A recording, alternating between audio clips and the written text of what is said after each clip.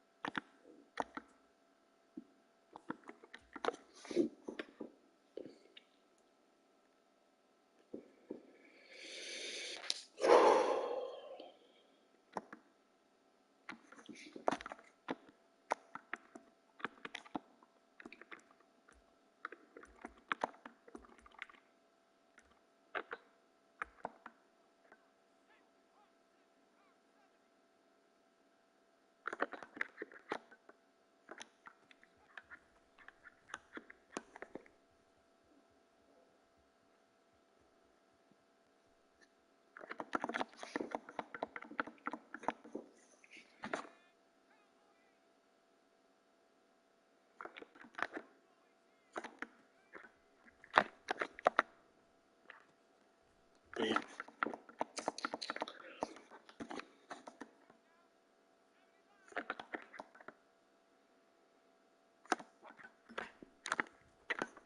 What the hell? I didn't pump fake that. I was throwing it right to the tight end. Didn't register.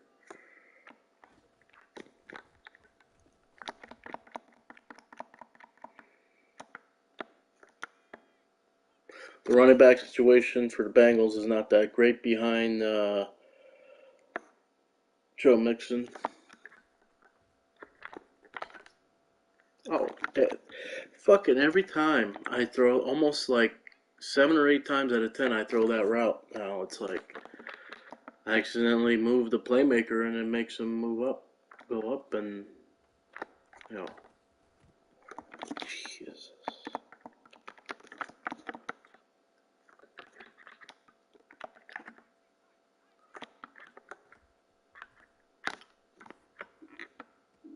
Wow, what? Come on, make an effort. I'm pretty sure I used possession catch right there.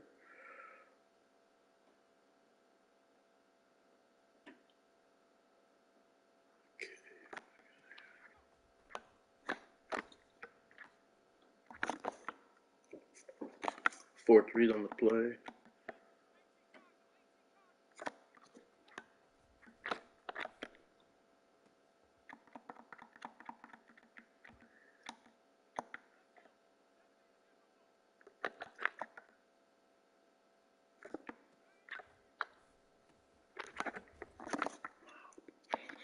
So you let that be a lesson when the guys are blitzing, don't get the ball out too quick sometimes.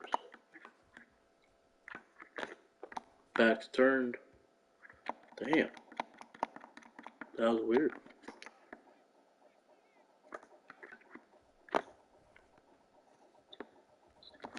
Nice. Nice.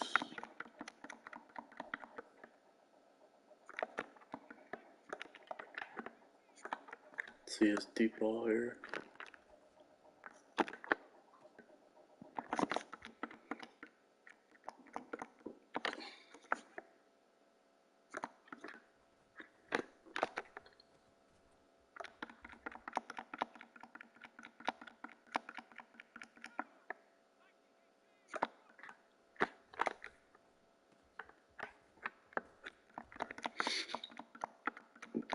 He's like the Kittle on the Bengals.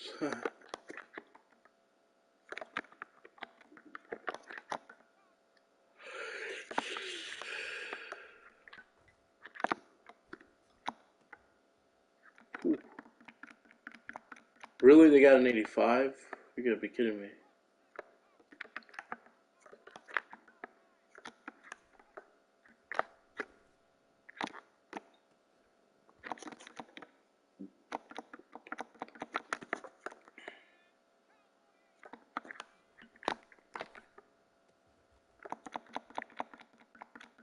is make sure you're on the same page. You read the coverage. You know it's man coverage. You know that option route's going to be a man beater. It's going to be, if it's a curl, if the option route is a curl or an out route against man coverage, they're going to run the out route. They better, you know. Right there, I'm already thinking, I saw the pressure. I know it was a cover two, but, you know, the check down's open on there. I ran my fucking O-line.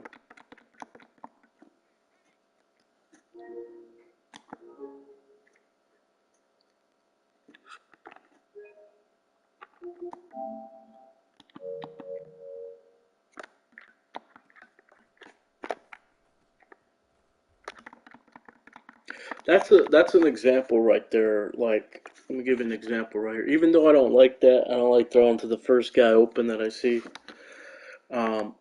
Here, the coverage is a little cloudy. You could say, well, it looks like it's cover two, when a possibility of cover two, but you see one high safety. Now, can it still be cover two? Sure. It could be a cover two, the trap two play, where it's like a cover two invert. Or it can just be a regular cover two invert, or it can be a cover three cloud two. You know, and I'm just like, I don't like this, so I don't like anybody on the left, so I take him real quick. But you can say how you can, like, just take that first, and if he's not open, go through the rest of your reads in progression. Or you take a peek to those three guys, you see, like, okay, those are all deep routes, deep streak, none of them are getting open, then you go to him, you know what I mean? So you can make a case and say, hey, back shoulder throw to the running, to 85 right here. I thought he was a running back. To 85 because Warner's back is turned. But, you know, only like if you have a situation where everybody's covered right here, right? It's man coverage, right? If he doesn't win, you throw this. That's an example, throwing to a guy who's like covered, but, you know, leading him open because, you know.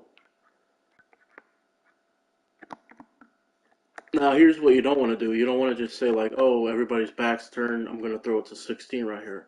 Problem with that is you throw it here, he comes off of him when the ball's being thrown, and he lights him up for a drop or a fumble, and then he recovers the fumble, they get back in pursuit this way and recover the fumble. There's a lot of guys that would recover the fumble if there was one. That's tough. Ah, shit. Oh, wow. Did like a Jamar Chase type catch right there. Almost tried. Okay.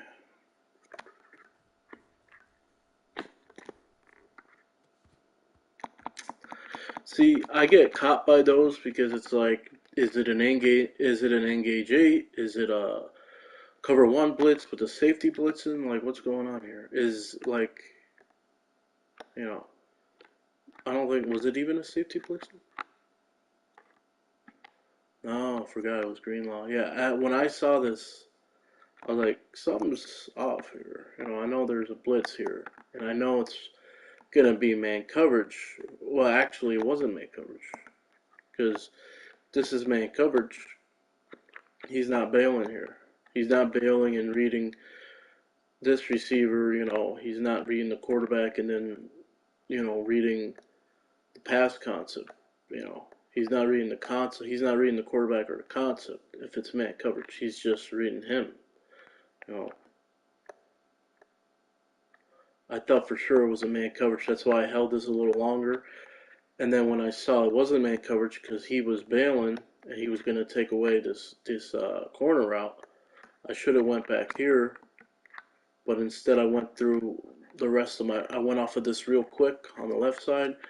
Went here, didn't like it. Here, nothing. And then the only thing I saw was this curl route. So you could say, oh, well, you know what? I mean, I talk about how I have 4 or 5 reads or more on a play, but that can hurt you too because you're going off of them. Sometimes you can't have more than 4 or 5 reads because if you have a lot of reads, if you go through a lot of reads quick, that most likely means you went off something too quick.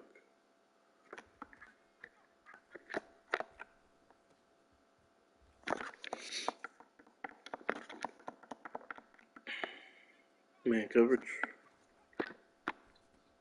Ah. You also got to know your matchup. Seven. I mean, I know he's a pretty good cover guy.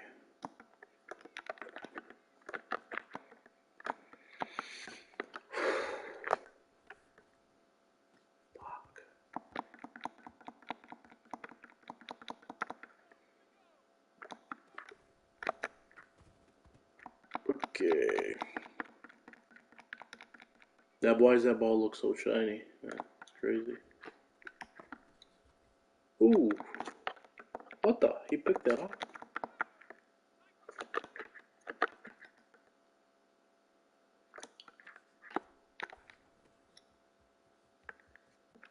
Whether it was man coverage or not, when you have a guy like Mixon, or you just have a feeling that you're just going to beat the linebacker.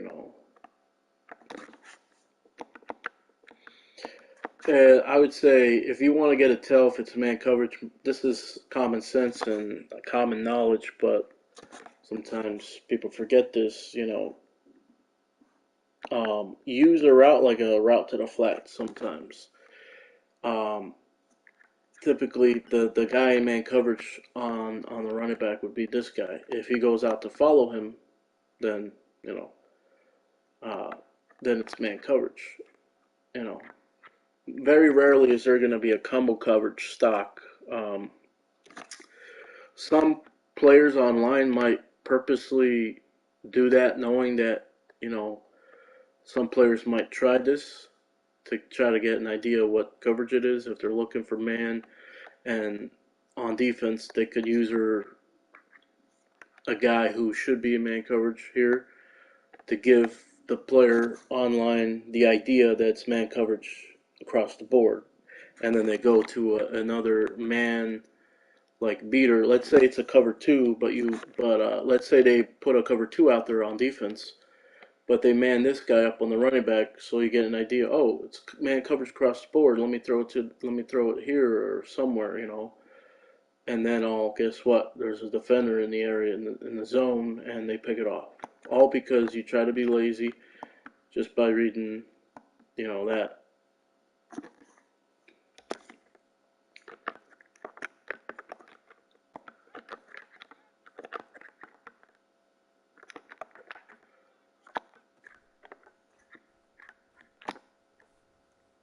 Oh my God. See, that's the situation. His back's turned, but he still makes a play on the ball. It's like they got eyes in the back of their head. Oh wait, he is looking back for the ball. How about that? Shit.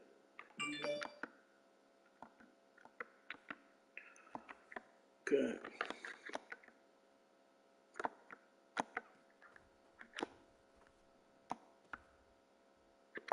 In those situations, you can read, it's man coverage. It's easier to do that. When you know you're not gonna, you're also gonna have enough time against quarters three deep if you block double team Boza there. Oh, back bailed out. The Bengals, I mean, if I keep Jamar Chase, everybody knows how the Bengals are at wide receiver. They're just ridiculous, you know. Um, but you do have Hayden Hurst at tight end, who's like a Kittle, and then you have Joe Mixon, who's really good as a receiver, running back, receiving running back, great after the catch, great running the ball, elusive, can make guys miss, can truck guys, stiff arm guys, all that. It's got everything.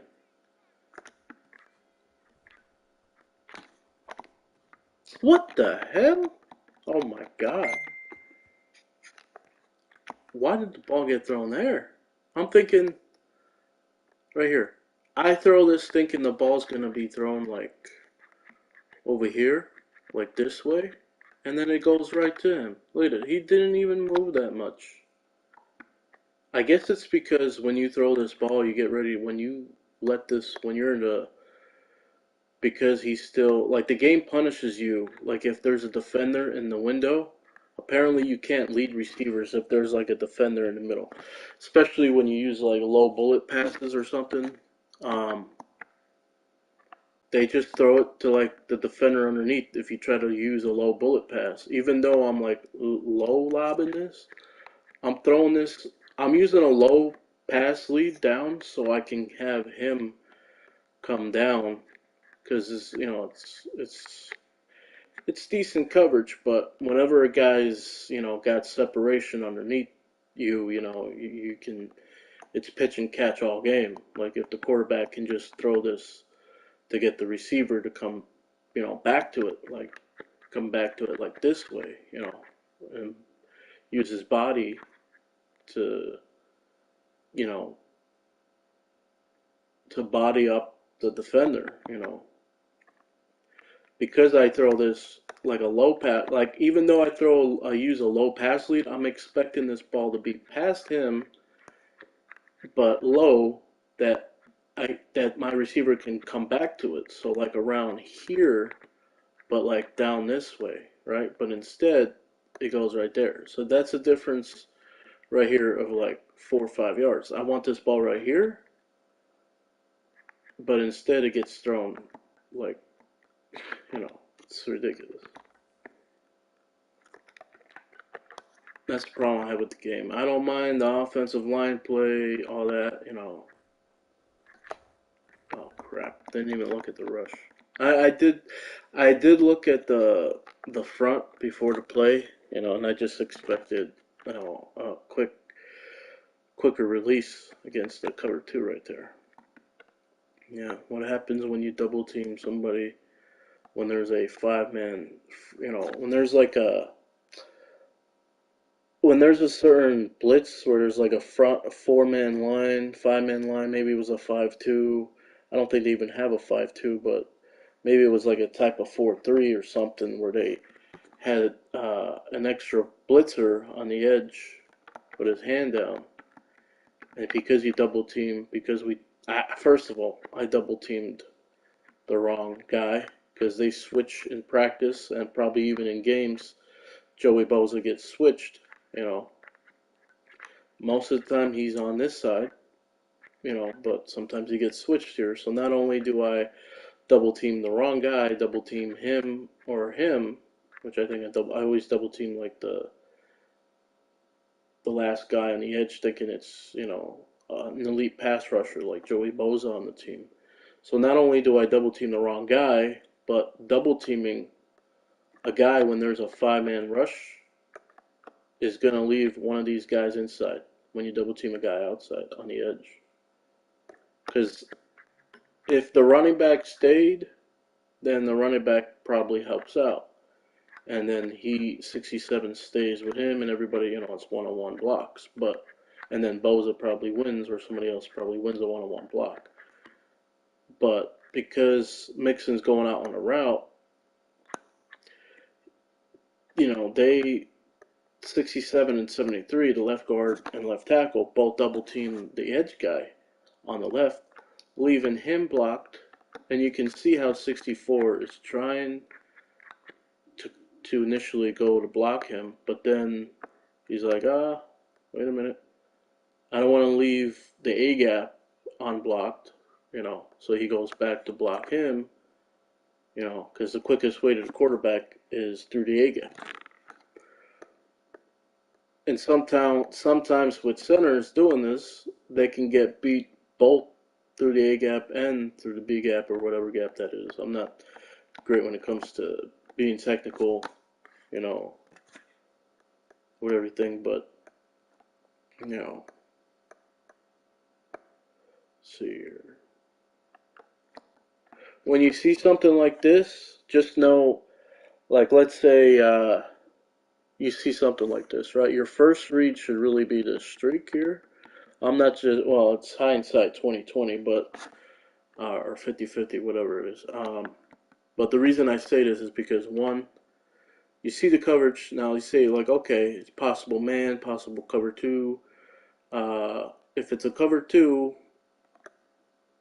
first of all, whether it's man or zone, if it's man coverage, the safety's, outside shaded, or, is outside of the tight end right here.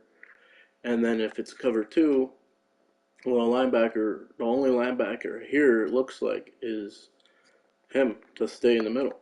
And he's not staying in the middle and playing this, or playing here. He's, going that way. So regardless of what coverage it is, I mean, maybe only cover three, would take that tight end away. Well, you can see it's open here. If it was man coverage, it'd still be open. You'd have to use an inside pass lead against a strong safety here, which is a great cover guy, by the way. Instead, sometimes cover two. There's a cover two coming, but you see this guy here. There's going to be two safeties. They're both going to play back in the cover two.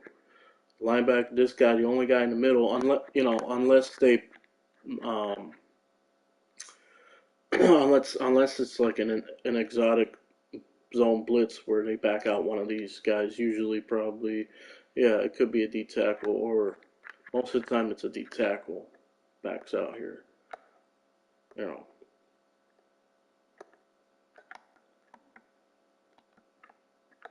If this route right here was a slant, that would be my adjustment. Hot route him to a slant, because sometimes zigzags you want to read it out.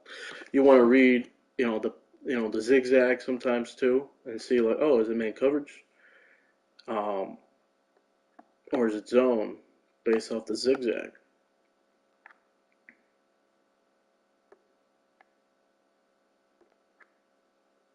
And it's zone because he leaves them.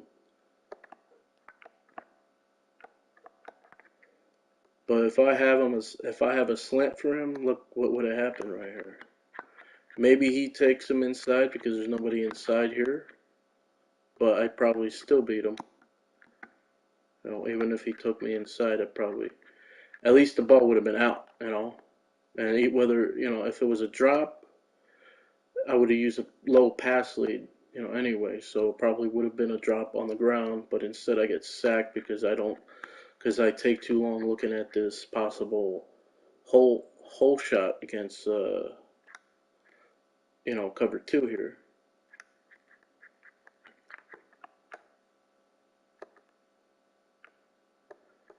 And thing is too, funny thing is, if we block him, you know,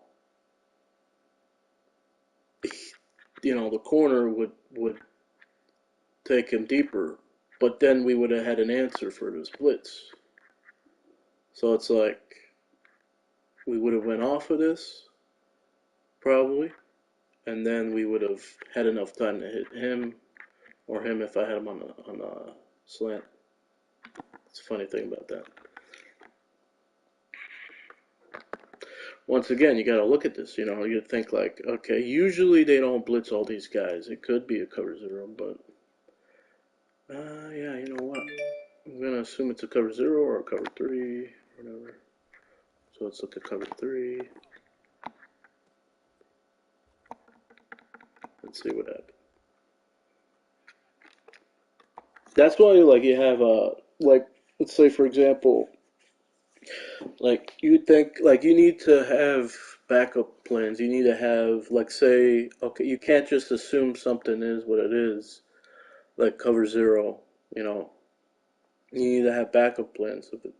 If it's a computer you're facing, you think it's cover zero, just think if it's not cover zero, maybe it's a cover three, maybe it's a cover one, and then if it's not man coverage, then you just go with your backup plan, which would be a cover three beater if it's cover three, you know. And then the other thing that helps out is like, oh, okay, I took a peek at the pressure.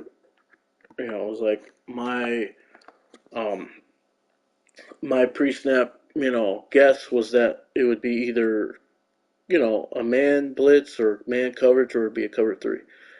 And just based off all this movement, I'm thinking, okay, just everybody shifting around right here tells me man zone coverage immediately. Because you're seeing all these guys, instead of chasing, you're seeing him moving around. You see him backing up. You see him getting to a spot. Players who are running to their spot are playing zone coverage. So you got the strong safety coming down. You got all the linebackers playing zones. So you have enough protection, and now okay, forget about any man beater. Go to your cover three beater. Well, at that point, it's an easy pass concept, and whenever you have this, it beats man or zone. It's gonna beat cover zero. It's gonna beat cover one man. It's gonna beat cover three. It'll pretty much beat any coverage. That's why I have problems with players. They just use plays that beat any coverage. But so I say, like, there's sometimes I don't even. It's just like I don't have to do my blocking adjustments. Take time to do it. Because I know I'll be able to get the ball out quick. I got routes on this play to beat the coverage, whatever the coverage is, quick. Not only that, I had an extra guy in protection, the running back.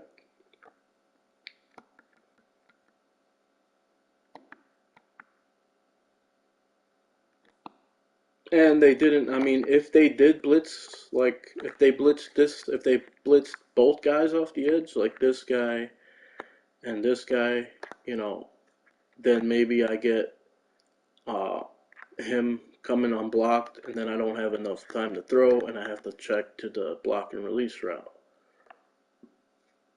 You know, because that was a block and release route. I just don't know why he didn't block and release. He didn't go out for a route. That's also another thing too that's underrated. Knowing where your checkdowns and your hot reads are. Checkdowns could go against a blitz, can go against tight, pretty good coverage. Like those are checkdowns. Hot reads is against the blitz mostly. Checkdowns can also be against the blitz too.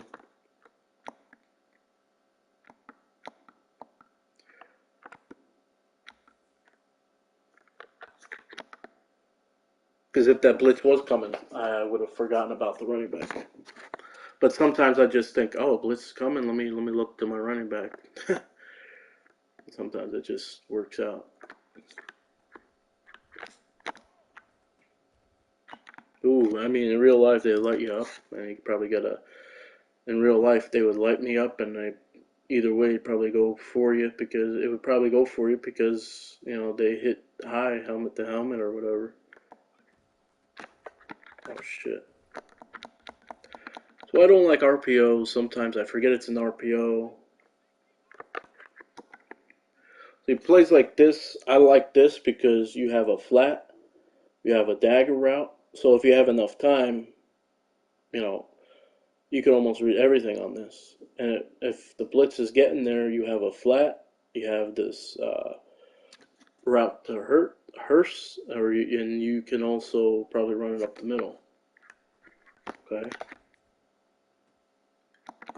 This time I shouldn't have used. I don't know why I keep using rat catches there on the sidelines. Oh, come on, man. I hate not seeing, like, the names on the players' backs of their jerseys. Like, what the hell?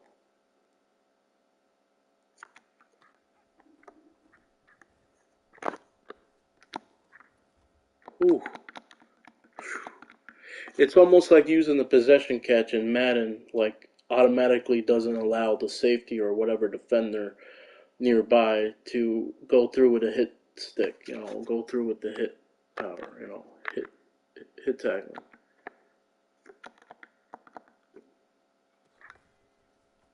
I was gonna say oh, damn.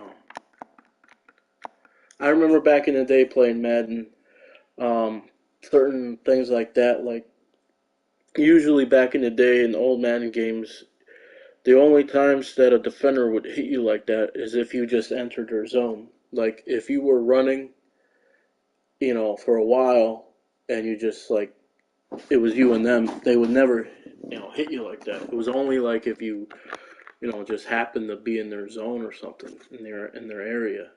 It was like one of those things. And now it's like you just have defenders that just hit you no matter what situation it is. Oh, I expected that to be quicker. So there's just certain things where like the safeties are spread out like this, and it's just like they're very deep. It makes me think could be a cover two. They could rotate the safeties, and it could be a blitz off the outside corner, one of the outside corners. Yep, I was right. But I went to every single time one of your receivers on offense drops the ball or gets tipped up in the air, the next receiver never catches it. It's like you're saying Madden, it's in the game, but that's not realistic. Come on now.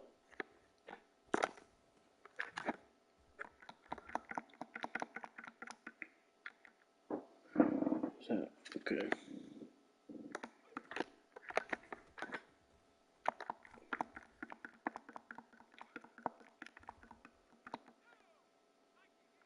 I think I've seen enough, and I think I could play online with Alan here.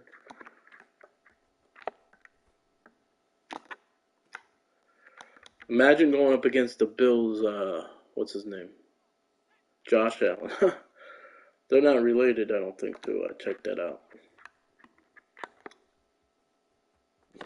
Oh shit. Oh my god. Once again, I keep, for some reason, my thumb is still on the right analog stick, and when I throw the ball, I accidentally move the right analog stick, and it makes the nearest defender move away from the ball. It's crazy.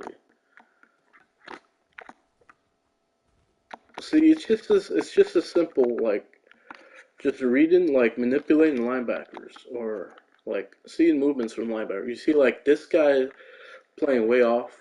If I got a drag route, all I need to key in on is on this guy. Where is he moving after the snap? If he moves this way, I'm throwing this drag real quick. If he stays or he moves shades inside here, then I'm going to like another route, somewhere else. But when you need a play, you see something like this, you know, he's going to cover this. He's not paying no mind, nothing here. He's going to get beat because it's a drag route, and I'm going to throw it quick, so it's going to beat him. You can see this right here. I mean, he still somehow almost gets, I think it's because of the route right here. Pretty much going in the same area. If this was like a streak or something, then he probably plays him like here up this way, and then I have this open, or he, let's see, was it what defense was it? So this was the cover one man out of quarters three deep. Okay, so quarter one man out of quarters three deep, he would have taken the, if his responsibility was the tight end, which it is because the quarters three deep cover one, the free safety and strong safety are both playing the buzz zone defenders, essentially the robbers, if you will. Now, whenever I see this, it's like, okay, maybe it's a cover two, maybe it's a cover three, cloud two, maybe it's a cover six, but regardless, I'm somebody who likes hole shots, right? But I'm also not, gonna be, you know, stupid about this. The free safety is close enough. Like maybe I can get this. Let's check it out. Yeah, okay. I mean, still ends up. As you can see, like sometimes what I see pre-snap isn't always the case. So they end up rotating down into what was like probably a cover nine. But because I see this, you read the safety. Sometimes what you see pre-snap is wrong, and sometimes you read the safeties and it tells you, okay, maybe I can still go here. But whenever I see this though, when they give me this inside release, this like bumping me inside like this, it always allows them to catch up with the route. It's like they jam you for the 5 yards, and then they run with you, and you always think like, oh, he's even, He's going to be able to get a touchdown. But for some reason, I think it's because the ball's thrown outside. If the ball's thrown more inside, then I can body him, whatever.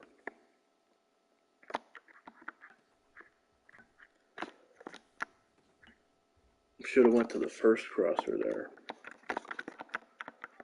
Okay. And here's another thing too. Like regardless, you should say, okay, Higgins ain't gonna be open on this, but let's also think like what else should we take away? Well, usually the wheel route, usually that's not a good option at a mesh spot because whether it's man, whether it's cover two, whether it's cover three, cover four, like no matter what the coverage is, um, it's going to be covered unless it's man coverage and you hit this wheel route real quick, right? Like this, but it wasn't man. You know, if it's man, it all depends who's got him in man coverage. It all depends on what the man coverage is. So it looked like it was a cover three because that strong safety was getting to the zone real quick. Got deep blues outside, one high safety. Everybody running to their zones. So if it was man coverage, right? Usually, if it was man coverage, I would say he would be manned up with him in man coverage. The safety would be manned up on him in man coverage, and then he would be the one in man coverage most likely with the running back, unless you motion other guys around or switch the play. Then it messes up. It changes who who has man on who. Who's manned up on who. I was just throwing that, just to show you guys what happens.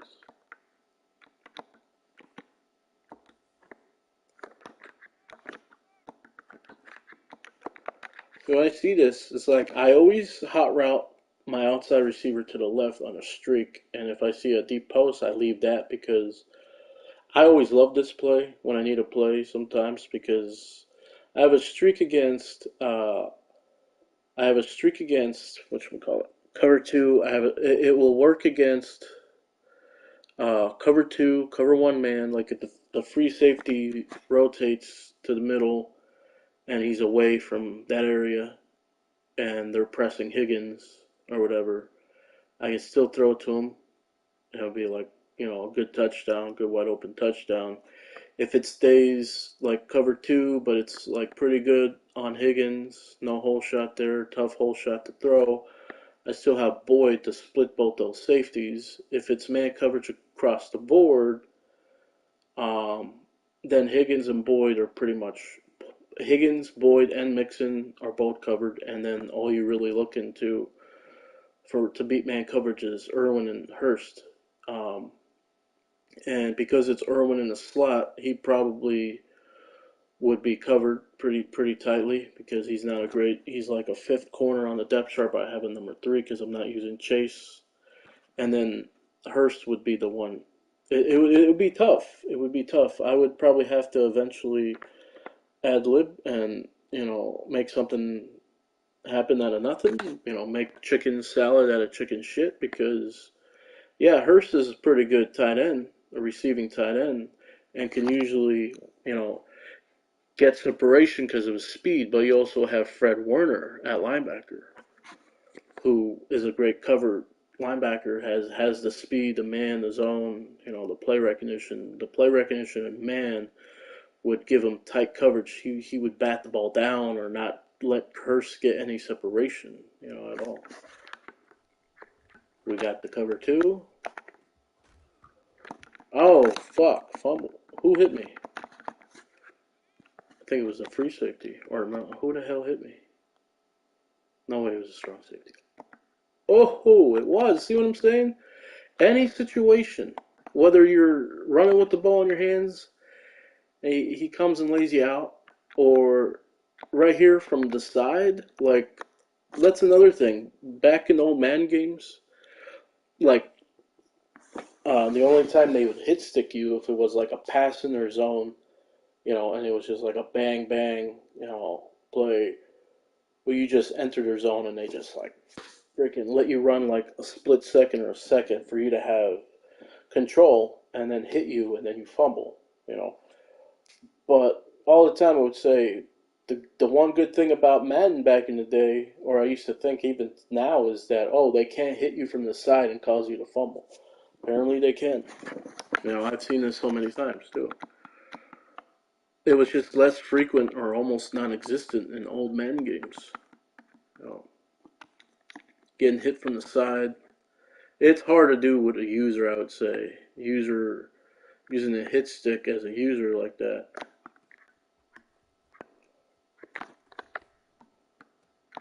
So right there, even though zigzag, I don't like zigzags against zone.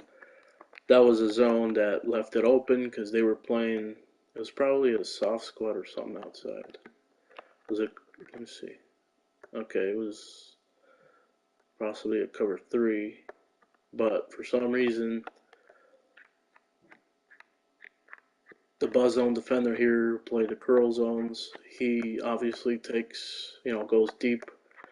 And then this guy who has a curl flat zone defender, he doesn't have any flat guy to defend, so that's why he runs with him too. Because he backs up too because there's no flat defender, so he backs up to play curls too because this is a zigzag and there's no flat on the play for him to come back down to play the flats. He stays here, tries to play this inside and out, but he ends up backing out. He ends up bailing, maybe to get in position for this, because it's a that's the thing. That's why it was the way it was, because he had a dag. This guy had a dagger route. Whether it's a dagger route or post route, this curl flat defender is gonna first back out, and just like they have, almost like they have eyes in the back of their head. They're thinking, oh, this guy's got a dagger route or a post route or something, a deep in breaking route. I'm gonna back out, play the curl, be on top of a possible curl, and dagger or post route here, which that's what he does.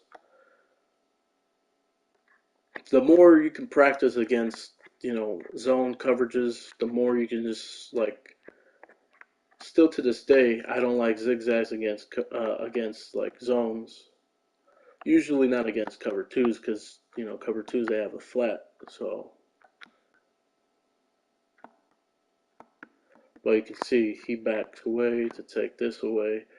That's why you could say well, let's say we have another play where this guy doesn't have a dagger or a deep in breaking route like this.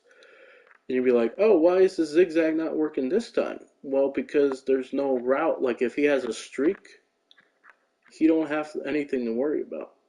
So he sticks on him. That's why some people might run a play, two different plays against the same coverage, but or to play against the same coverage twice is not going to be the same, depending on if you, let's say it's two different plays on offense, but your guy has a zigzag here, and you're thinking, oh, this should beat cover three. It's not going to beat it because there's no route threatening his zone. He's going to stick with him. And that's one thing I hated years playing Madden. I would try to manipulate zone defenders. Like, oh, okay. Early on in my Madden career, it was like, shit, damn, that's why zone's so good. Because you literally have to have routes to manipulate those zone defenders. And if you go quick on offense, you can't really manipulate those zone defenders. Back turned, oh shit.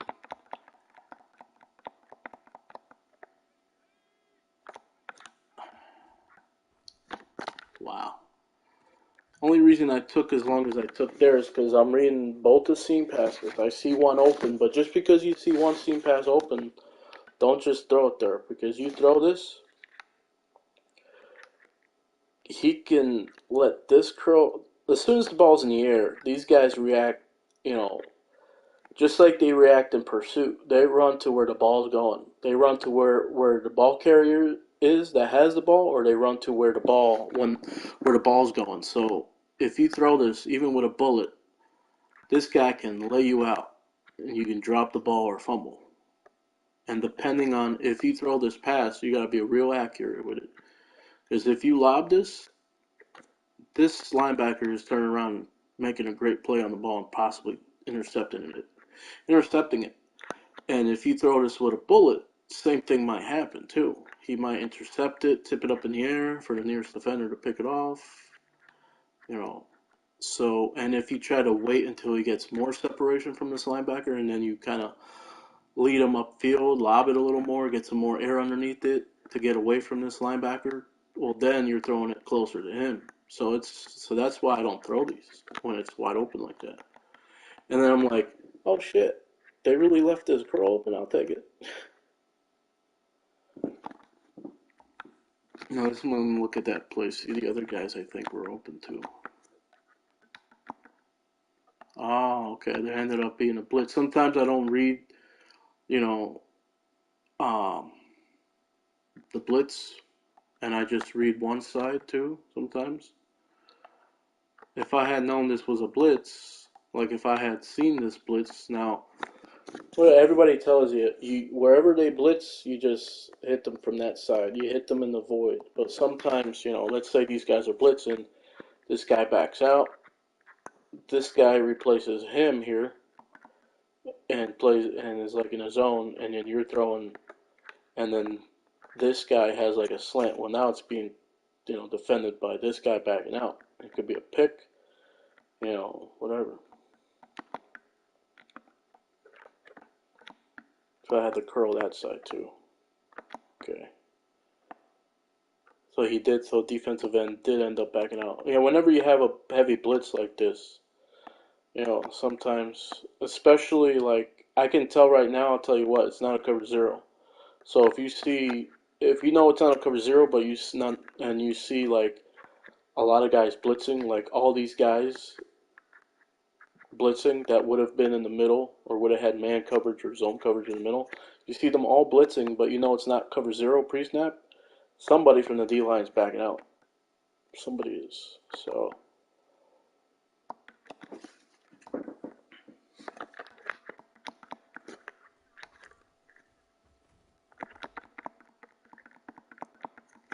Okay. All right, we got looks like a 4-4 defense, possibly. Yeah. I'll say it's a 4-4, and do I think it's an engage? I think, let's see, like, this is why I say you have backup plans. If it's an engage 8, then we're going to beat this like it's an engage 8. If it's not, I beat it like it's a man coverage. So I would read this. I would go to Higgins regardless. So if it's cover zero, means it's a man coverage, I'm going to Higgins. But here's the thing: it's an inside route against linebackers. If one of those linebackers are in man coverage against Higgins, they're inside him already. So that's kind of tough here. Okay. Ah, shit. I got lucky. I forgot that was a double move right there. It didn't end up being an engage 8. Ended up being like a cover 3. Yeah. So right here, here's what I'm thinking, like, this is what I say with zigzags. I go off of these, as soon as I see the first initial movements here, like this guy it doesn't look like he's chasing, he's like moving too much, he's like he's moving to an area. I already know, boom, go off of him. It's zone. He's playing zone. He's trying to play curl flat area, so that zigzag's gone. At this point, I should only look to him. If this was like a slant or like a streak or seam pass, I would hit him or look to him next, and then I would look to him next. So my reads would be like the zigzag, the streak or slant here, and then an over route by the tight end right here, And then if nothing's open, I look to Tyler Boyd here. And then if nothing's open, then I just take off with the quarterback, or I stay in the pocket or whatever. See if who else I can, get the ball out to if I have enough time. So you can see, like, see, am I wrong? I mean, you can see as soon as you see this movement,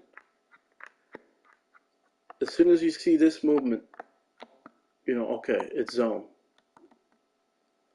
On this side, he's got anything in the flats taken care of. What does the zigzag do? It goes to the flat. So you go off of him.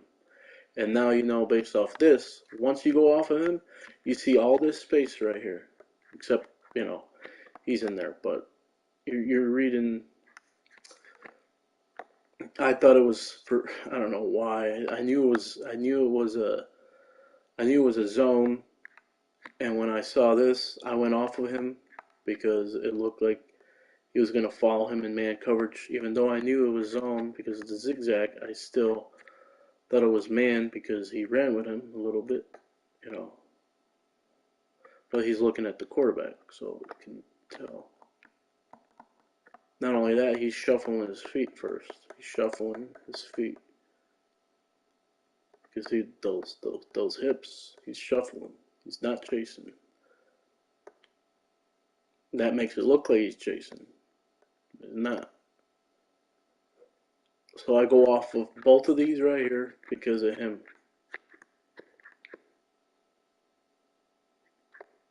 And then I see this, and I forgot that it was a double move. I try to time this and throw it right now to that. But then I'm a little late, and he ends up running his double move route, and luckily I use a possession catch. Okay. So man coverage. Like, here's the thing. With these RPO bubble screens too, you get a coverage like this, pre-snap will look like this. Pre-snap, you think like, okay, it looks like it could be a cover one, like heavy blitz or a regular cover one defense. Well, what takes away those bubbles? Usually man coverage or hard flats. Obviously, it's not a hard flat played by the outside corner there, but if it's man coverage, we could try to throw this upfield, which usually is good against man coverage. Or if it's just defendable, you just run it. We decide to throw that upfield, get like 3 to 5 yards. Now let's say this was like a heavy box right here. Let's say like, okay, we can't run it, and I don't like the idea of going to this bubble because both the bubble and the run look like they might be covered. Like let's just say it was a heavier box,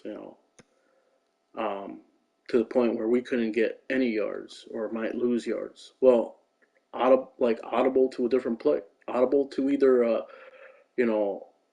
better pass play or audible to a better run play. You know what I mean? Or just a better pass play or a play action or something else. When you have an RPO and it looks like both options are going to be taken out pre-snap, audible to something else. Don't just keep it and just like say, oh well, I'm gonna run it inside here with the RPO if the pass isn't there, just audible. Give yourself like read plays like that pre-snap. Say like, okay, every play, can I run it? Can I run it or can I pass it? It's an RPO. Can I run it or can I pass it? I can't do either. Let me audible. Can I keep the play as it is and run it or pass it? Okay, I can run it because of the box being soft. Let me run it. Okay, let me take chances against the quarters 3 deep, but only a 3-man rush. Because I like to go play action against quarters 3 deep because they only have 3 guys rushing you, and going play action will give you more time and give you more time to go through your reads and your progression. So some people might like to run it more against quarters 3 deep. I like to go play action against quarters 3 deep. Now here this looks like a dime. Once again, we got this play earlier. If we keep this a run, it's probably more successful than, audibling to another pass. Okay, so he made a great play. That's Tariq Armstead. I always say, it's not always as it seems. They had a great, it could be a combination of the zone blocking here. I mean, the run blocking here, zone blocking. Looks like zone blocking here. So they kind of like, they pull the right guard here, which of course is going to leave the inside guy, 91, Armstead here. He's already a physical freak as it is, just pulling, leaving him unblocked completely killed this play. That's another thing too. I don't sometimes read, the blocking, like if there's a pulling guy on the play, guy that's gonna pull, he's if he's like a regular average defender, he's not gonna be able to go through this. He would be on block, but he wouldn't be able to just block shed this guy that quick. You can see how quickly he block sheds this guy. If that's an average guy or backup, he's not getting me. All right, right here it looks like a dime, 326.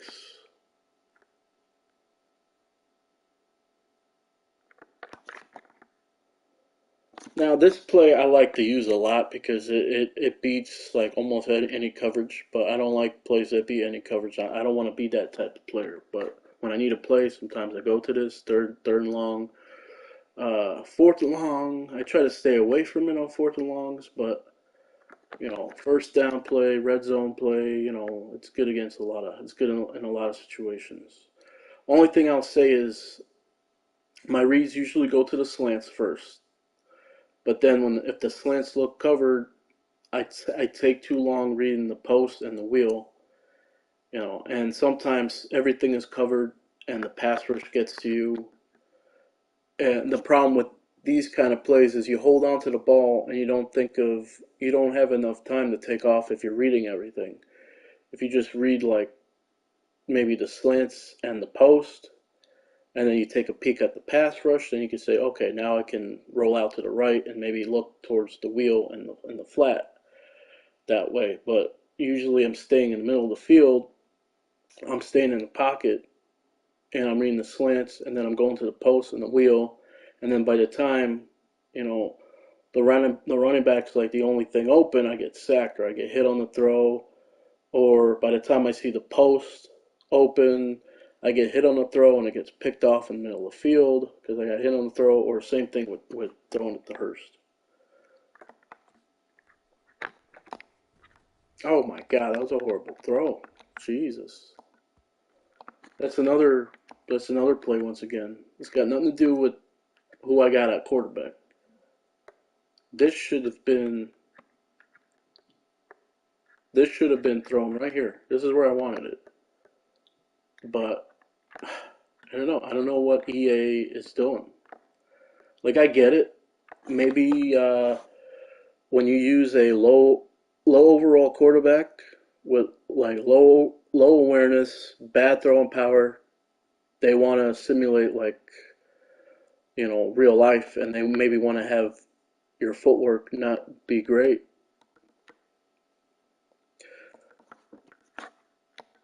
But it looks, I don't know. Maybe I didn't let the drop back, because here's the thing: when you have if it's like the other thing too, like it's a regular drop back, maybe 3 to 5 step drop back. Slants, you need to like have a shorter drop back, like a 2 step drop or something to hit that slant. Like you see, this is like now the ball's gotta come out. But because you're still in the drop back, dropping back, by the time I end my drop back, that's one thing I noticed with Madden in the last few years. If you throw the ball like as soon or simultaneously when you end your drop back, like they will make you pay for it.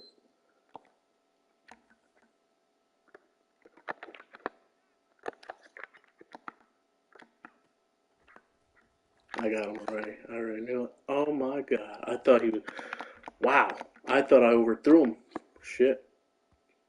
I got excited because I already knew based off the one high safety and based off like how this guy was. I was keen in on him. Obviously, there's just certain plays that are really easy to master or excel at because or be successful at because all I have to do is if I want the corner, all I got to do is read this defender. He's bailing.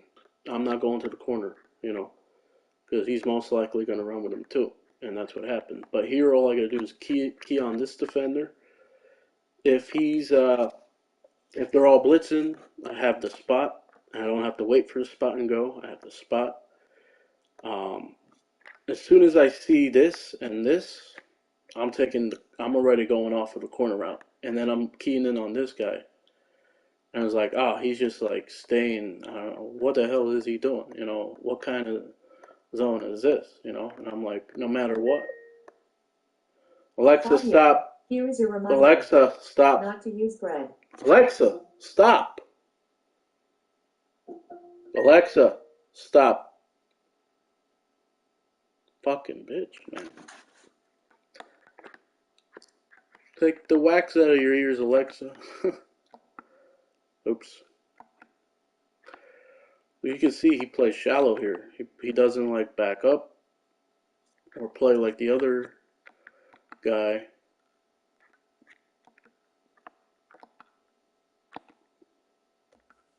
And it was like that's why I got too excited and threw this one too early because right now I know I got it. But I have to let him run the spot and go. I can't just throw this right now because it'll go over his head. And I didn't even know I had a nickel blitzer coming. Wow. And that's why if I don't years ago I'm staring on this corner route and I'm staring it down. I'm still like staring it down, see if I can throw it over here. And then I'm holding on to it, just staring down one receiver. Don't even look to this. Nickelback's coming, and I get sacked or I get hit on the throw. Now I can have stuff like this happen, not know there was a nickel blitz, but because I can cancel this corner route just by these two guys, just by seeing them both back out in coverage like this, knowing that this corner is going to be taken, knowing that based off this defender that I key on, that I'm going to have this spot and go. If that, like I said, years ago, this is a sack every single time, or most of the time, in a key situation too.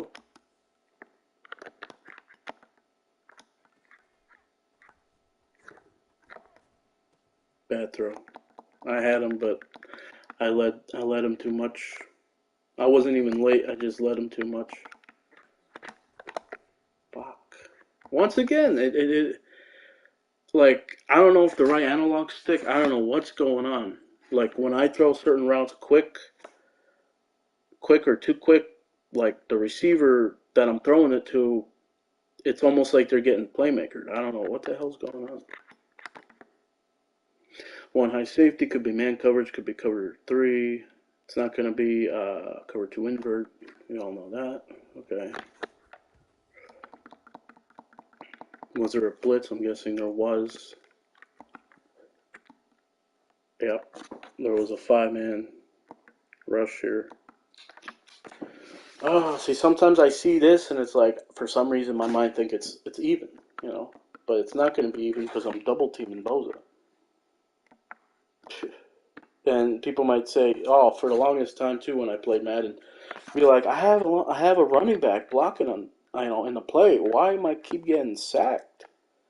It took me like so many games to realize, like, oh, he's not on the same side as the guy rushing the unblocked rusher. The running back needs to be on the same side, you know.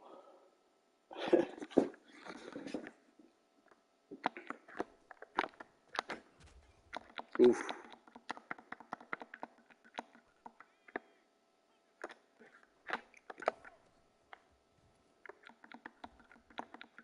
Let me look at that play. So pre-snap, I would say once again cover one, cover three blitz maybe. It's a five-man look, five-man front of a look again. They all blitz again. But here's how you can say like, hey, your first read should be him because look, I mean, whether it's man coverage, zone coverage, like there's just like this huge void right here. You know, you have this huge window right here. And if you change like because this guy has takes him deeper, looks like you have this right here to throw. You have that much room to throw. Oh, this is another one of those plays where I hot route Higgins in case it's cover two, and if it's cover two, I hit it, and then I look to the post after that, and then I look to the running back corner, and then Hurst, and I don't even, for some reason, I never even go to that slot dagger route. Okay. Fucking, what the hell? Like, I beat him. Like I hate when that happens. Like, you beat the guy, looks like you beat him so badly, like right there, right? He misses his press or jam or whatever, you know, and then I throw this, and a lot of the times the corner makes up for that, the speed or whatever it is, he makes up for it, and they pick it off. They make an outstanding, like, spectacular jump or catch, and I get picked off. Luckily, I happen to have Higgins there. Okay, once again, possible five-man rush here, maybe even a nickel blitz. Now, let's think it could be a blitz both of both sides. If that's the case, it could be a cover one blitz or it can be a cover zero blitz. But do we think it's cover zero blitz? I don't know. It could be that one strong safety looks a little weird to me. He's down a little bit. He could be blitzing. It could be a cover three strong safety blitz.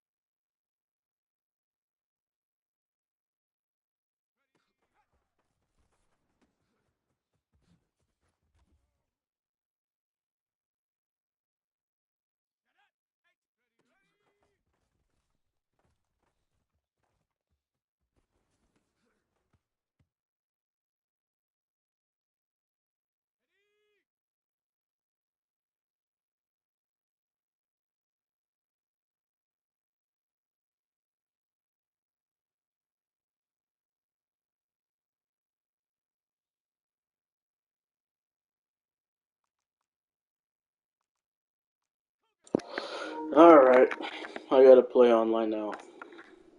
Oh, oh, oh, no, fuck. Next time, like, there's nothing, like, in that situation, I user the receiver and not try to catch that because throwing it out of bounds or having that an incomplete pass is better than catching that for a loss of like 3 or 5. So the line of scrimmage was the 30. I caught that towards the sideline for a loss of like 4 yards.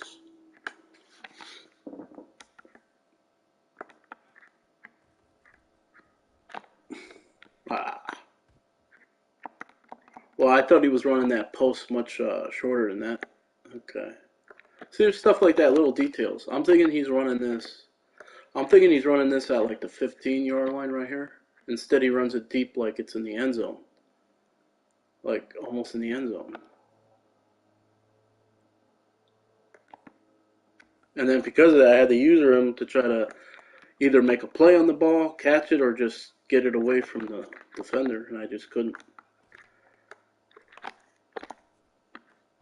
Normally, I don't throw those against cover 0, but if that happens right there, I mean cover 3 or whatever. But, oh, man coverage. Yeah. See? Finally. Yeah, outside.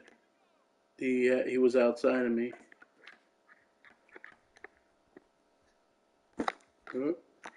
I hate when they fucking do that in zones. They constantly like they bait you.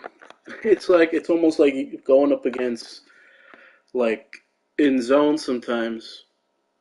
It's almost like going against like multiple like online players, you know. I used to have players tell me like, "You cheated. You're able to control more than one player." It's like, what is this guy talking about? Like, it was probably because I used to. I would put zone defenses, but I would man up certain guys, and it would look like it would look like two guys are running in man coverage, and then I'm using somebody else, so it looks like I'm using 3 different people somehow at once. First of all, that's not possible, you know.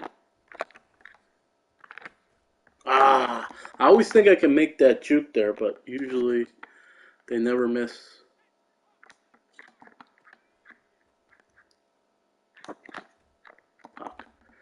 It was like I got a little worried here. This is a good example right here. This is I would say a decent pass concept. You got the curl and corner right here. But I mean, I didn't even look to this free safety. When I saw this, it's like, okay, I don't have the corner. I went off of it. Then I'm going off the drag. And right here, I look to this deep angle route. And for some reason, I don't like it because of him, you know. And knowing, like, I'm not confident having a, third or fourth string quarterback, whoever that is. He's a second string quarterback, but it's like having a third string, fourth string.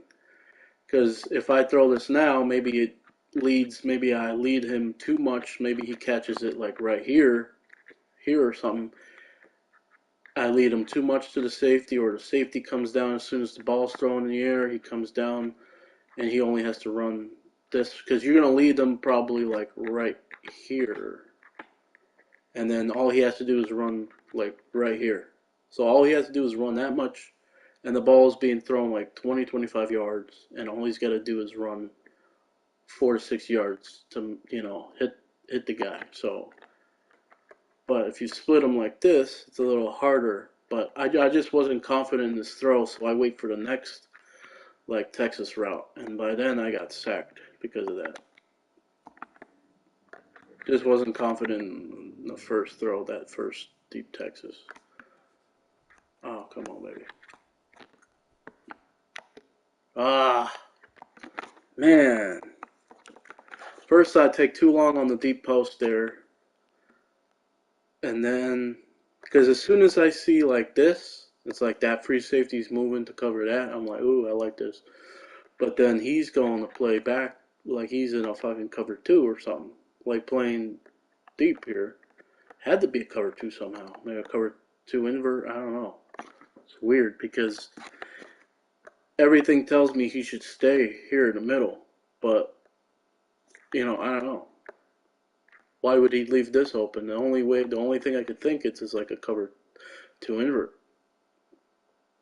Yeah, it does look like there's one high safety, and these guys were like in soft squats or something. Yeah, must have been a cover two invert. Because there's no one high safety look that would have this guy playing this far deep, unless you man him up on Tyler Boyd, like an online user does it.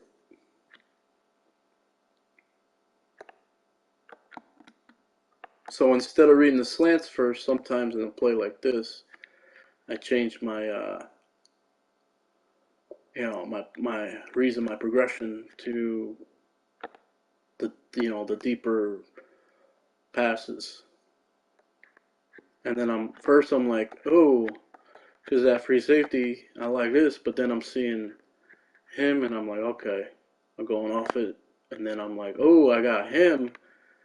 So I get too excited. I throw this like before, or maybe I would say late, or didn't use a pass lead, just threw it pretty much straight. Now I know this is definitely a blitz, so they're probably gonna rotate, and because they blitz off the left side, they're probably gonna rotate the free safety down. If they do that, could be a cover one man. If it's a cover one man, I'm going to mix. I wouldn't go to Mixon. That's the other thing too. Depending who you got there on a streak, I mean, I think he's good enough to win there on a streak. Either way, it could be they rotate. It's only going to be one high safety. So let me see here. Okay, so that was like bad throw, but I end up thinking three different things there. I end up thinking, okay, um, they're going to rotate the safeties, and I'm going to look to both the streaks because they rotated the safeties. Both of them were covered, and then I'm looking, okay, then I'm looking to the, when I saw this, I'm just like immediately, like knew there was a blitz coming, so I went to my hot read right here. Instead of looking at these two guys for a bigger play, I just went to my hot read because I know there's going to be this huge void between here and here to throw this guy open. I just take too long. If I throw this like right now, he catches this upfield, he turns into a blocker, he turns into a blocker here, and then maybe I make a move on him or something and get more yards. But because I throw this too late, it ends up being an incomplete pass. Oh, man. Terrible. See, I shouldn't get a completion like that, but the throw, my throw got him open.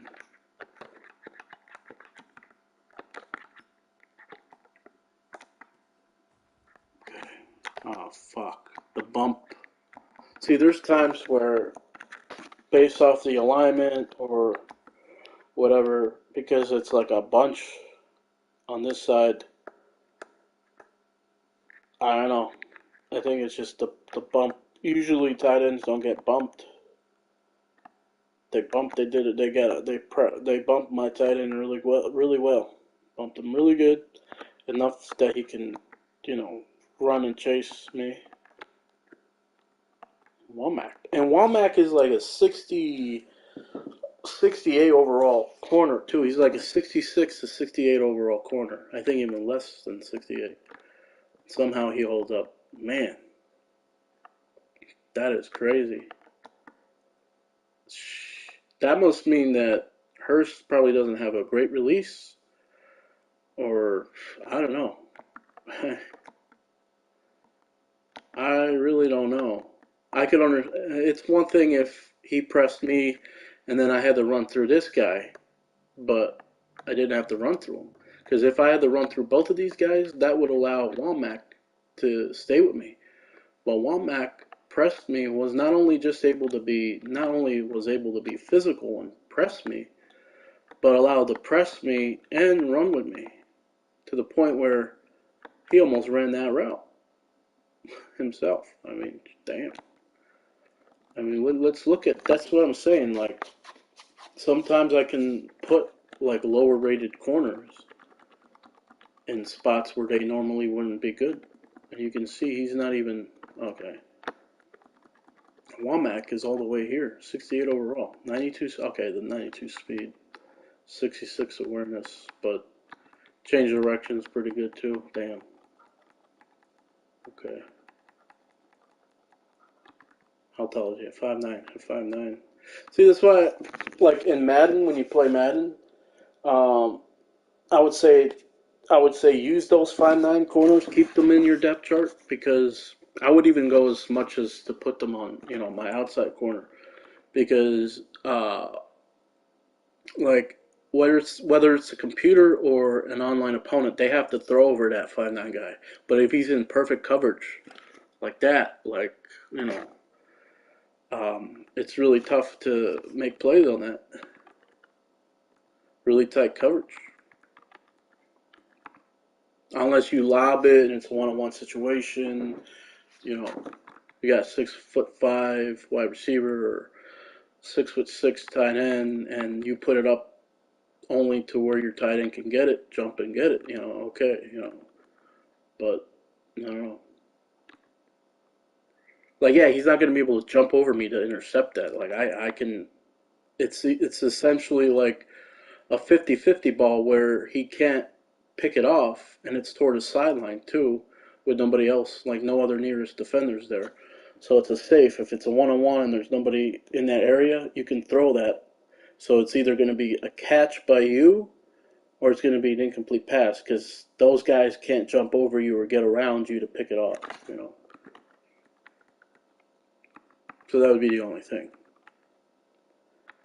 Play recognition, like this is what I'm saying. Like it's almost like he had 80 press or like 78 to 80 press on there, and because of his speed, I don't know.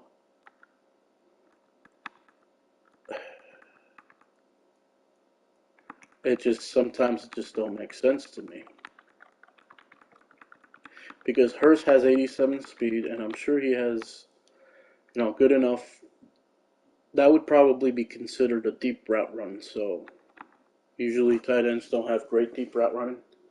Usually they're usually masters of short and intermediate route running, medium route running. 92 speed. Oh yeah, the fact that he was able to press me for just like 1 second or a second and a half, and he has that 92 speed, can recover 93 acceleration there too. Man, it just makes you think like how is it that a corner not even on the depth chart or maybe like a fourth or fifth corner like rookie and who just has speed can cover him.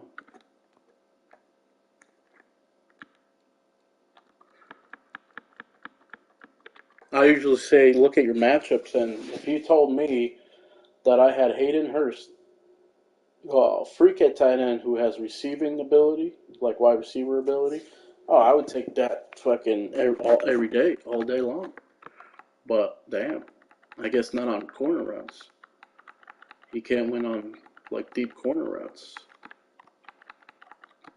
Let's see here. Oh, okay. The release ain't great. Man, the jumping's not great either. Oh, oh, shit. Wow. He's probably just winning. He's probably just good because of his awareness, receiving. He's probably one of those blocking tight ends that also happen to have like good speed. And to be honest, I always say a tight end that has like high 60 to lower medium 70 route running is considered like average or better than average. As long as they have like 83 plus speed, like, this is considered like better than average for a tight end, this route running. So even though it's better than average route running or average or better than average route running, he's still going up against a corner who has about the same like play recognition cancels out route running. So because Womack Jr., the corner or whatever his name was, had similar play recognition that would cancel out the route running, he was able to be able to stick more on him because Hayden Hurst also had a release of only 74. So pretty, yeah, damn. When it comes to stuff like that, you know it's man coverage. You just feel like you're gonna beat a guy on a corner route, but something like that happens.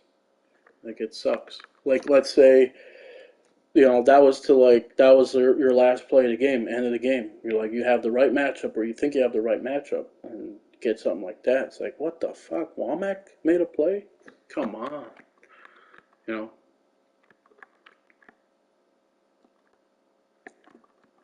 And then there's other times too where I see something like this and I think like I'm not sure if he's gonna beat him because of what happened in practice. I get the same like guy on me, and let me just hold it instead of timing this.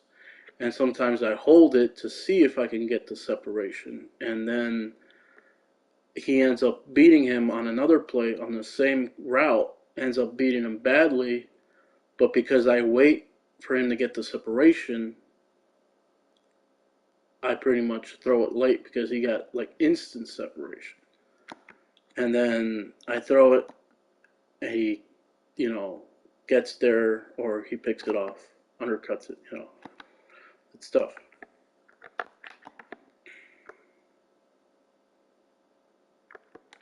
It's like when you play with the Bengals receiver, it's like take your pick, take either side, like honestly.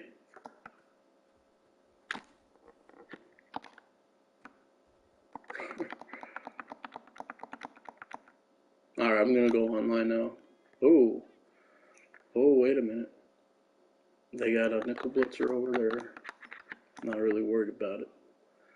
Based off this, I'm just gonna read the curl flat, and then I'm gonna go to that side. Now see, I know it's a blitz on that side, but watching Kurt Warner's, QB talk or whatever, his stuff, I should have known maybe that it would have been a blitz on both sides. And if I knew this guy was blitzing, I would have known right away who to go to because he would have had man coverage on this flat, and he did. Around here, right when I see this, I see I see him blitzing, and it was like seeing both of them just being out of the area. Like I thought he was actually covering the flat when I saw this. I thought he was covering the flat, not blitzing. So I didn't even look at him blitzing, and then I see him getting out of the picture. It's like okay, and then the back is turned. All right, I'm throwing this. So that's a lot of stuff. All right, man coverage, cover one. I mean, or what was that? Another blitz coming. Okay, so this was probably like that's tough. A cover three. Because out of quarters three deep. This is where you could say, okay, reading the safeties in quarters three deep will tell you what coverage it is. Now, I thought both the free safety and strong safety, but the safeties both on each side were going to both come down. Only one of them came down, so that tells you it's probably cover six, but it was a cover three because this guy blitzed. And I have the switch concept or whatever here. No, it was a corner route with the flat here. Huh, looks like it was. He played a curl flat, so he went with the corner route. I know, it's weird. It looks like it's man. Made a different. Oh, it was a man, cover one man blitz. That's what it is. Yeah, okay. Shit.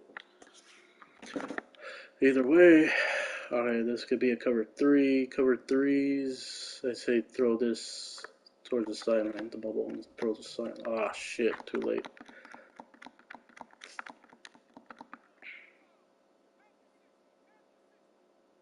Looks like there'd be a possible blitz. Could be a cover 3 blitz. Could be cover 2. Could be cover 1, man. Let's see what we got here.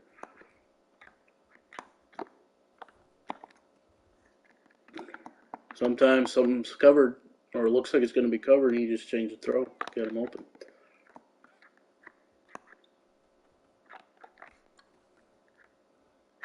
Alright, I'm going online. Screw that. I don't even want to see the next play because it'll keep me in the game. Keep me in practice. A 200 blitz is going to cut me to stay in practice.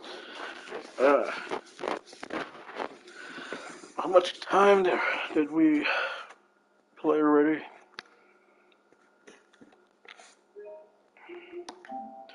An hour and 52 minutes.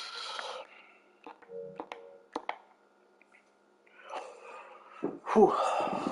That's a lot for you, boy. Back in the day, I would have played like mutt for 16 hours straight, like a few years ago, 5 years ago, whatever. No, 3 years ago. Now it's like I don't want to play more than 3-4 hours, even 2 sometimes.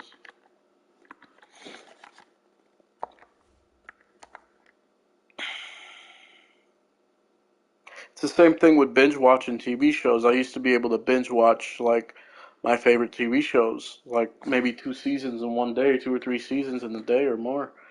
And now it's like binge watching movies or shows. It's like the same thing. I start getting brain fog. My head starts feeling weird. My eyes start feeling weird. Stuff like that. All right. Oh shit. Play with the Bengals.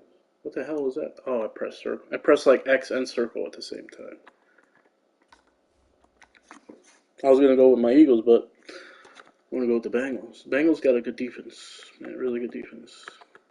So I was doing strengths and weaknesses of Madden teams like now and for Madden 24, and I went alphabetically. I'm like, you know what?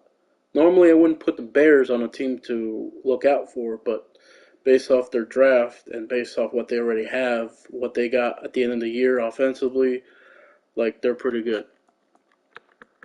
And then the Bengals are really good on defense and offense too. So those teams are normally those teams would both be teams you don't need to worry about. The Bengals always had a great defense and offense in Madden, like even since Madden 25. They were deep in the secondary.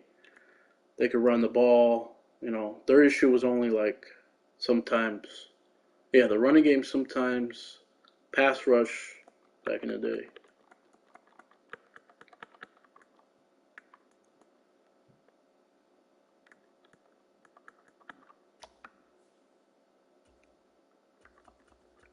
The only thing that sucks is like I don't know every team's jersey. Even if I knew all their jerseys, I'd probably forget.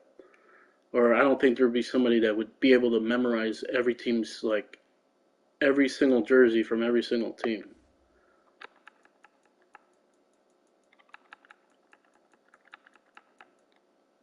You can have an idea based off the name of the jersey. I do like those the all white uniforms like the white. It's like pretty much all white out. The white helmets with the white and all white jersey and pants, and that's hot.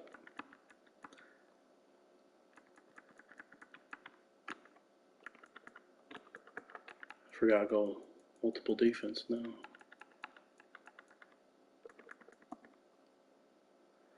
All right. So this would probably be an alternate or something. Current home, current alternate. I don't know. Let's try both of these. Cut one color rush, and then current alternate. It's probably not current alternate because I don't know. I do think they use them at home, so it's probably is the current alternate.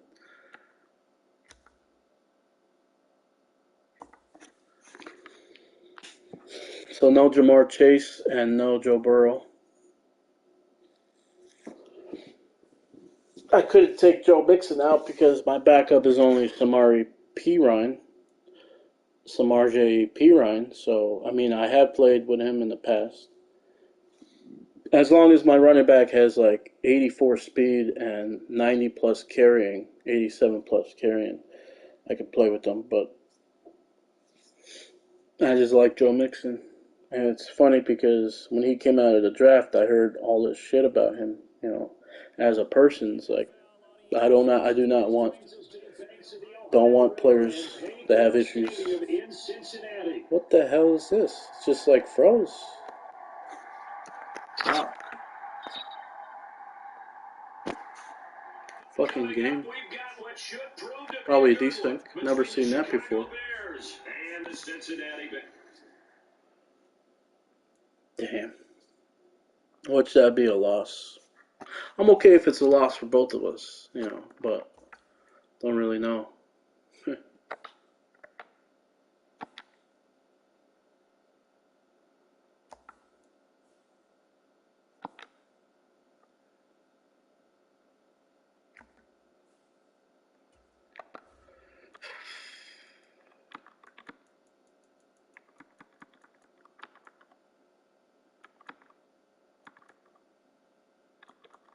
Wish I had my custom playbook in here. I had it on the PS4 and I thought it would, you know, I thought I'd be able to load it on the PS5 because I'm able to load the PS4 roster on the PS5, but I can't like load the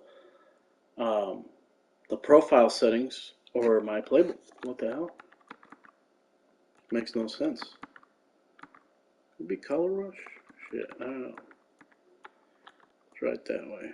2000, I would say it's probably, I don't know, current Color Rush. Shit. I'm not about to look for those Madden videos to see what color jersey it is.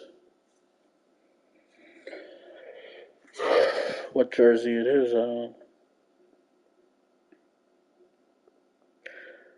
So when doing strengths and weaknesses, I'm looking at little things like, for example, I was doing the Bears strengths and weaknesses for certain players, and I didn't factor in jumping or catching from the secondary. And then when I went to the Bengals, it's like, oh, I see amazing jumping or catching or change of direction. It's like, oh, yeah, can't forget about those attributes. The jumping, the height, the catching, spectacular catching. A rule of thumb for me is like, um, if a player in the secondary, like a corner or safety, they have great jumping and catching, but they have also great spectacular catching, you don't want to throw in their area. There's even catch in traffic too that they have. So that would mean like, I don't know, they could probably catch in traffic. I don't know what's going on now. What the fuck?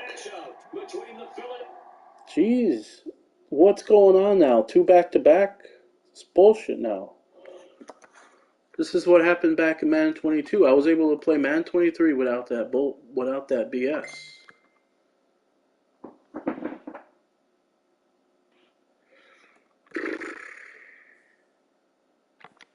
Getting bullshit. Like sometimes it's a loss for me, and other times it's a win. Yeah, look, it's a win now. Fucking makes no sense.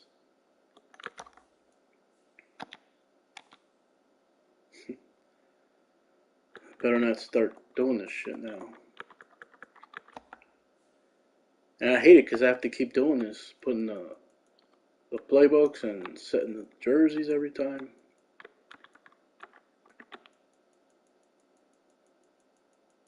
Oh, yeah,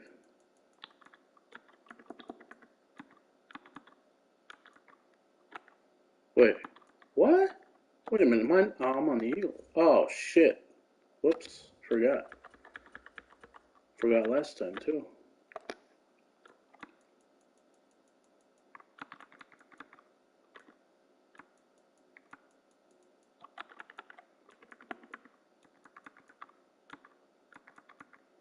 Okay.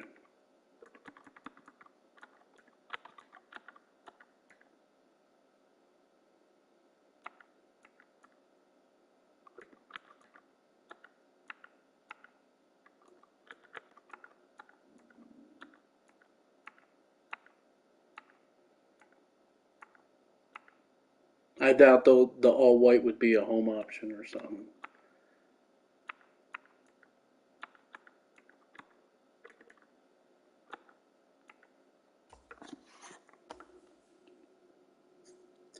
It really sucks that I can't listen to music, guys, because when I do the live streams or record my videos, if I listen to my Spotify playlist, it gets tracked from the recording. I don't have any stadium music on for Madden or the menu music on, but because I listen to my playlist on Spotify or YouTube, it gets tracked and I get a copyright. So it's like, how can I listen to music while playing Madden? It's fucking bullshit.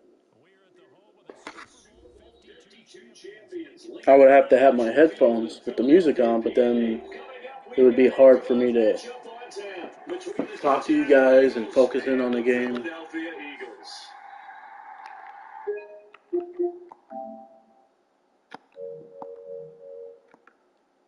I'm an Eagles fan. Oh yeah, I got the jersey. How about that? So that would have been away, I think, current alternate for the Bengals.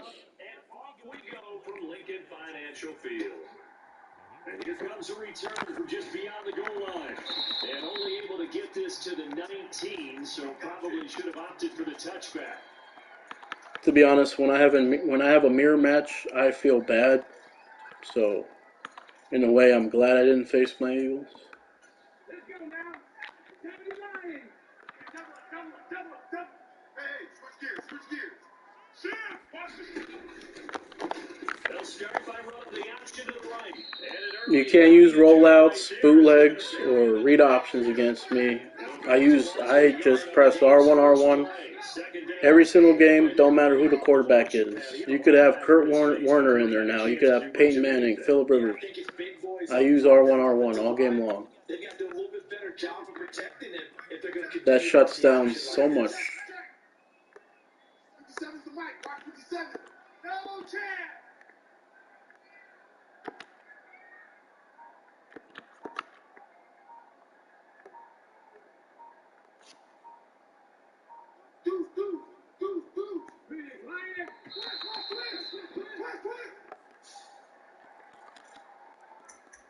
Don't accept delay games or false starts.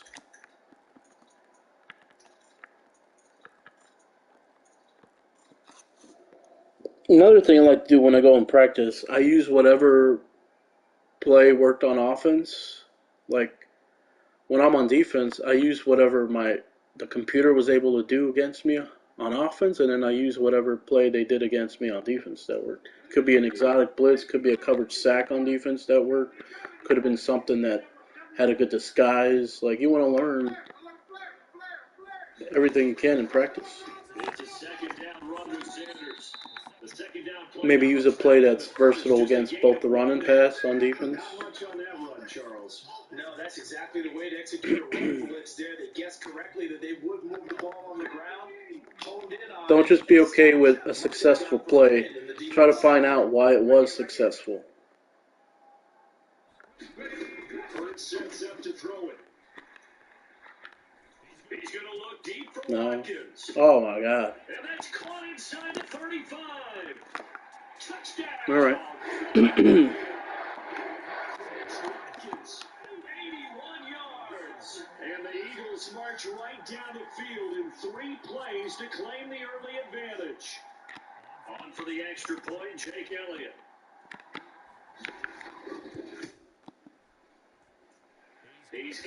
He's going to have to do that like almost all game.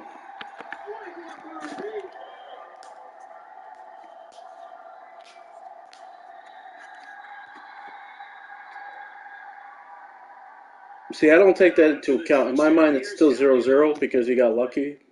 So it's just my turn to match. That's it. And the reason I say this is because if he was supposed to throw a pick there, then I'm going to expect that later in the game. He's going to throw another one. That's the way I look at it.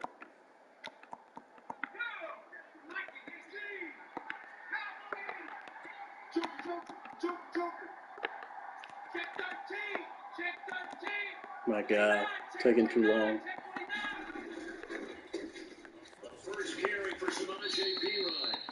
What? Oh yeah, I forgot. I put him at power back. Shit. I'm like, why am I so slow? Should have been Joe Mixon. I forgot.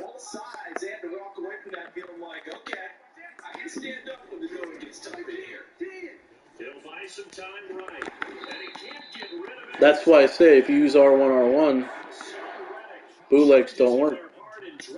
And he just happened to have a cover one spy, so he didn't use R1. He just had cover one spy.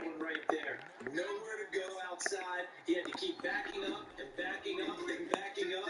Eventually dropped for a huge loss. This goes out wide for Mixon. Able to get the completion, but unfortunately not able to get the third down conversion there. And you can see, guys, how like messing around on offense and then, you know, fucking up on defense like that. If I don't get this, I could be down 14-0, and he wouldn't even. He could be a player that sucks, and he could be up 14-0 to me on me. Allen will look to throw for it on fourth. Throw left side is complete on the diving effort. So not only do they convert on fourth, but they pick up 22 yards in the process. Squeeze double double. Check it out, read. Watch out.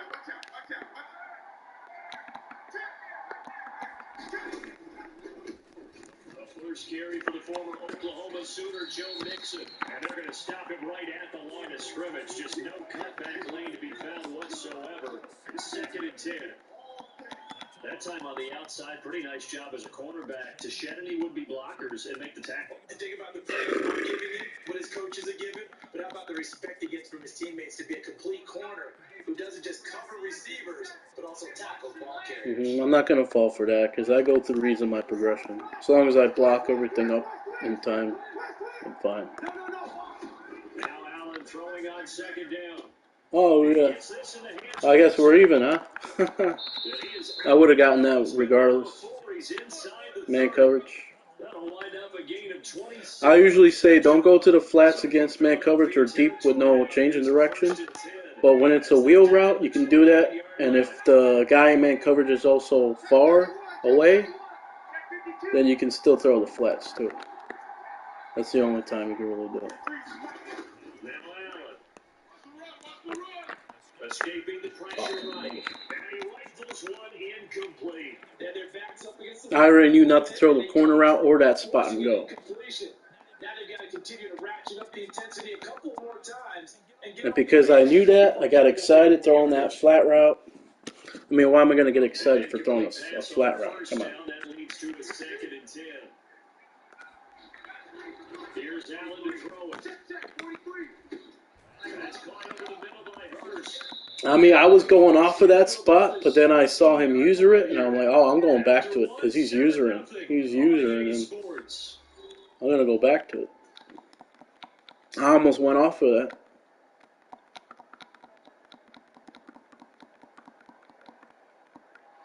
So from the 17 now, here's a 1st and 10.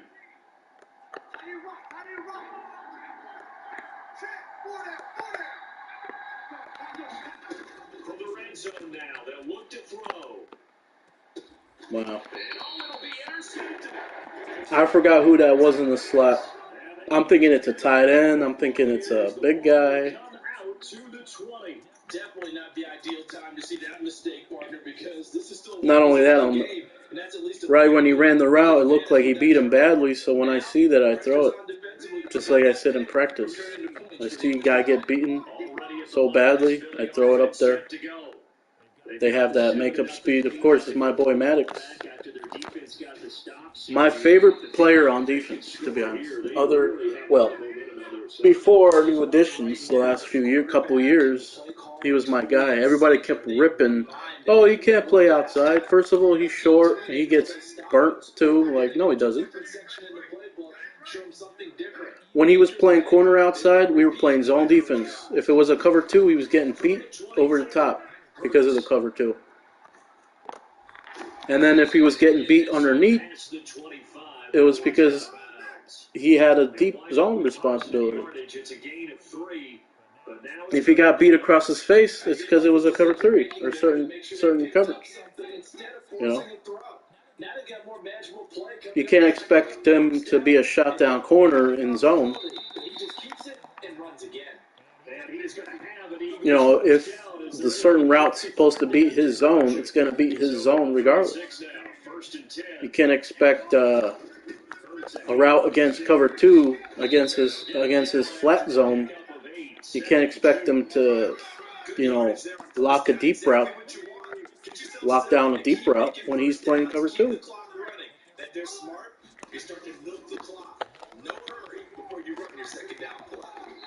Nobody wanted to look at that fact that we don't play man coverage.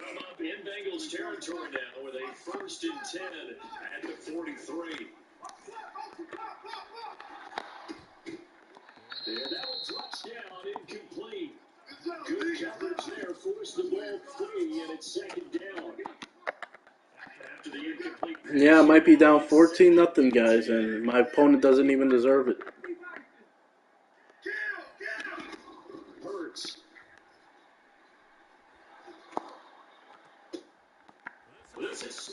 Yeah, I was going to say that definitely won't be Watkins. And it's funny, Watkins was my guy before anybody, before any Eagles fan. He was my guy. Because I have a thing for guys that are like on the bottom of the depth chart at wide receiver. I always do.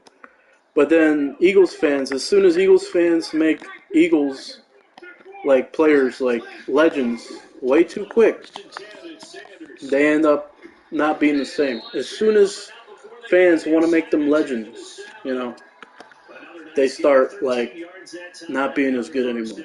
He used to work relentless a lot with guys who are aggressive on the field. In this case, it really fits, doesn't it? How about his ability to break tackles and his feet never stop moving?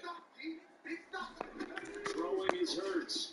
Sliding out of the and he is going to go down. Back at the 11-yard line. It don't matter if you're Lamar Jackson or the slowest quarterback in NFL history. I'm using R1. First and goal looked like things were set up nicely, and now all of a sudden on 2nd and goal, Charles, a big challenge ahead of them. And you have to know when you're this close to the goal line, things are going to happen faster, so you've got to get the ball out quick. Knock it out of the shot in the pocket. I was going to say. Toward the end zone, but that's no way. Wind up incomplete. My first thought is surprise, because that's one of the better tight ends around, and I've seen him pull in balls like this before. But how about a little credit to the defense forcing that incompletion? They'll look to throw on 3rd and goal. That's swung out wide to Sanders. Now the Bengals going to use the first of their timeouts. And they'll stop it with exactly a minute. Yeah, just don't do something stupid like go under center on 3rd and long and 4th and long. Like 70% of opponents I see do. You'd be giving players chances when you do that. It's like it's ridiculous. The only time you should be under center if it's like a 3rd and 4 or less.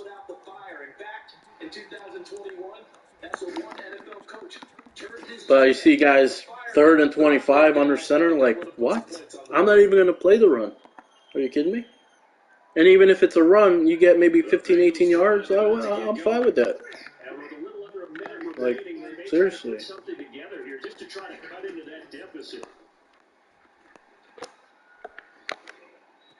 I use a rat catch. When I use a rat catch in those situations, the defender picks it off for a pick 6. It's weird. If I use a regular possession catch there, they don't pick it up.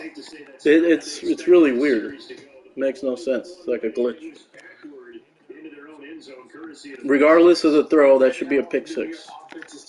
Like regardless of if you use a bullet or a lob or whatever, should be a pick 6. We saw the takeaway right there, and it turned out to be a takeaway that turned into 6 points. And ultimately cannot get this out to the 25-yard line as he's dropped at the 20. It's the first time playing with the Bengals since probably maybe Madden The 17. Bengals drive about to get going. And with a three-score And then before that, it was like deficit, Madden they 25. might have to press the issue here and try to get points out this drive. Oh, And he's God. got his man in stride, complete. The Bengals going to use the second of their timeouts. Wish I had my The clock will playbook. stop with 33 seconds to go in the first half. Check 26, check 26. Switch. Alert 3. Alert 3. Throwing again on second down. Allen trying to lay one up deep. I'm thinking, why is he playing Reddick so far deep like that? I see the name Reddick down there. I'm like, oh, I'm throwing that shit deep. He ain't going to catch up. I don't know if you want to keep throwing up 50-50 balls when you've had that kind of lack of success. Absolutely, very well could have been a third interception in half number one. Nah. Shot taken on third down, but it's going to I thought he had that one, and that was nearly a big third down conversion to give this drive some life. Instead, they're on the spot. And Usually I say don't give, a chance. I'm giving my opponent a chance here. So they're going for it, and here's Allen. Flush to his right. He's got a man, complete. And he'll be out of bounds just shy of the 40. Some people be like, a chance? I'm up 17-0. Yeah, that don't matter. I came back from 35-7 before in less than 2 quarters. In actually like 7 minutes, actually. Again, they'll throw with Allen. To Mixon on the check down. And he'll go out of bounds after taking it a little further down inside the 40. So 5 yards here, 5 on the play. And that's going to bring up second down. From the gun, it's Allen. Eluding the pressure right.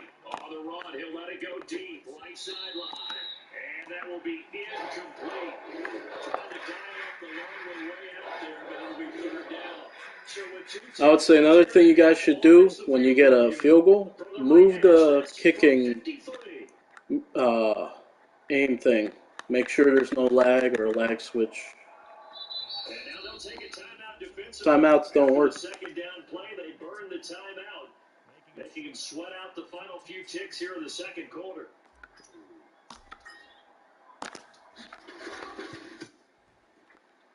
McPherson's kick is Like timeouts don't ice the kicker.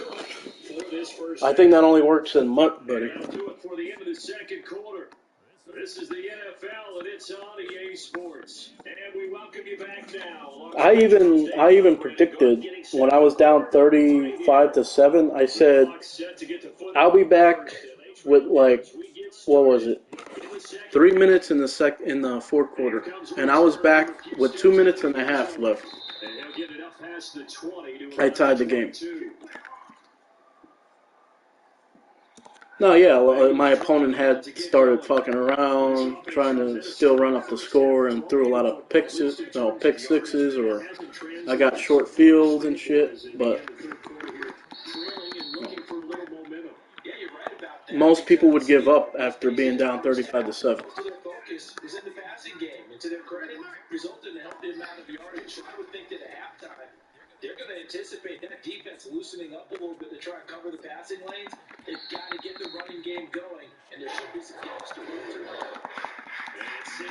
I need to stop playing lazy right now, like my opponents. Now it's third down. I didn't know it was third down. Jumps it off to Mixon. Is it inches? Yep. I'm not upset that it's inches. I'm upset that I didn't get any more yards past the first down. The first down or more.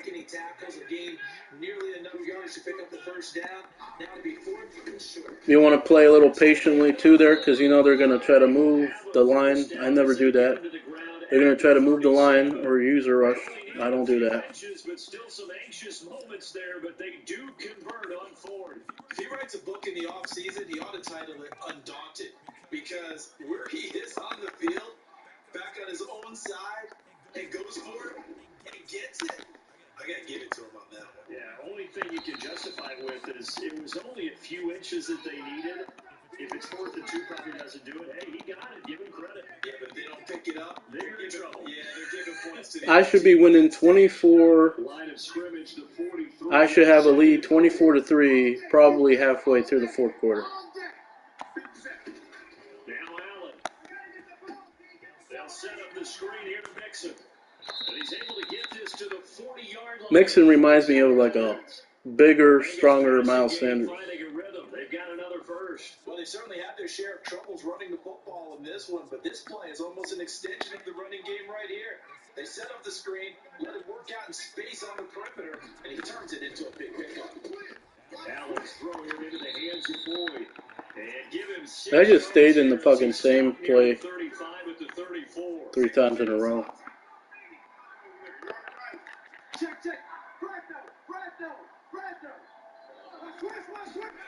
On play action, Allen. Wow. And he whips that one. Well, that's considered cross body? How is that considered cross body? I'm throwing to the same side of where I'm running. Really, man?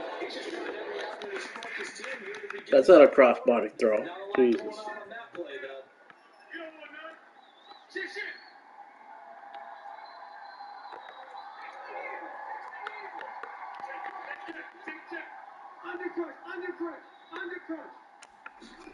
Allen off the play fake.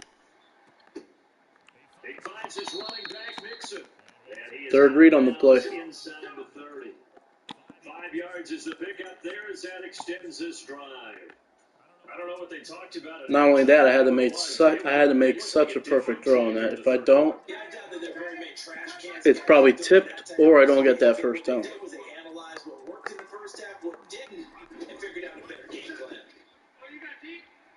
Flushed out right. Press the wrong button. This is what here? Incomplete, they say. Looked like it was intercepted. Jesus. Press the wrong button. You know, could have been picked off because I pressed the wrong button. I accidentally give up a touchdown where it was covered. You know, all this shit. Like, what the hell? Throwing again on 2nd and 10. Allen escaping the pressure right. And he will not throw it away. He goes out of bounds with a shot on the line of scrimmage, so that's a sack. They wind up losing. Well, listen, they're playing man coverage. I'm playing with backups out there. Here, they'll be in search of 13 yards to try to pick up the first.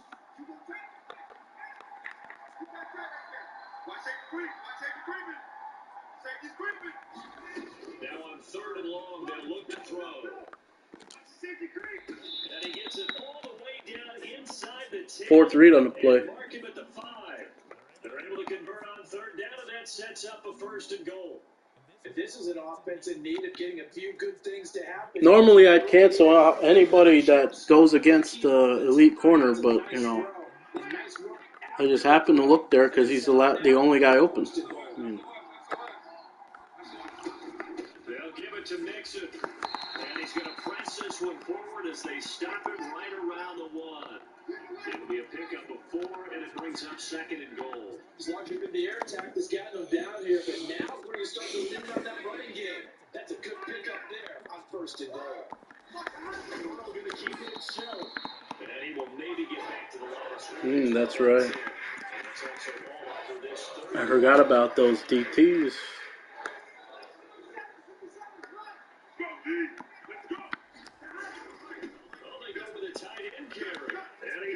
That don't matter when you got a quick hit and run. Mitchell Wilcox punching it in from a yard away. And the Bengals have made it a one-score game again here in the 4th. I can't tell if they wanted me to go for it or if I went for it. I don't know. I can't tell. Allen will try to throw for it. And he's brought down. I had to wait until that other defender got out of the way for that. See, if you guys throw that, first of all, it was good press. All right, because of that great press, I had to hold on to that. But I'm not just staring down that slant. I'm looking, first of all, how's the press, and are the defenders, like, playing the flats? If they're playing the flat, I'm going to that slant. I'm just going to wait until that press is done, And we're going to wait until everybody's out of the way. The Eagles offense set to begin their next drive. They've been asleep for a little while on this side of the football, Charles, and the score is just a one-score game now. Haven't had any points this half. What gives? Let's go old school here. All right, let's get back to the basics. Get back to running the football, high percentage throws. Find the guys that eat pressure and make plays for you and make sure they touch it. It's a pickup of 12, and that'll set up a third down. You can see the time and effort and thought that they put into their passing game because it is evident right there. It looks like a simple pitch and catch, but you and I both know that they have planned for this and worked hard to make it happen. And down he goes, but he takes it up to the 40. 44 yards now on the ground on just 7 And when players have a lead, they run the ball. They use easy pass concepts. Check 26. On 1st and 10, it's Hurts. Yep. Oh wow! How does he not? How does he not throw that? I could understand if it was like a different type of screen, but damn, why'd you take so long throwing that? That'll leave him with 2 remaining. We'll be back after this. Now, following the sack, they'll look to make amends on a 2nd down and 17. They'll fake the give to Sanders. Now Hurts. It's incomplete. I forgot that they had A.J. Brown too. How could I forget that? I don't use A.J. Brown. 3rd down here if they're going to try and get the football back. Yeah, getting it back, absolutely crucial to their chances to try and win this game. I would expect a lot of pressure here. They can't afford to let them continue to get 1st downs and eat away at the clock. And tight coverage there. It's knocked away, incomplete. Critical play in this football game because if they pick up the 1st there, that clock keeps rolling. Has to be a little frustrating for them because they know that they pick up a 1st down there and continue to eat away at the clock. Really increases their chances of closing this one out. Now they're likely to have to get the football up and sweat it out on the sideline.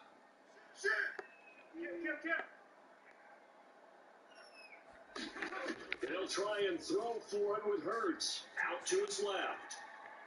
I was going to say, you don't got those throws. I think the ball's out, and the Bengals grab it. Room here to run.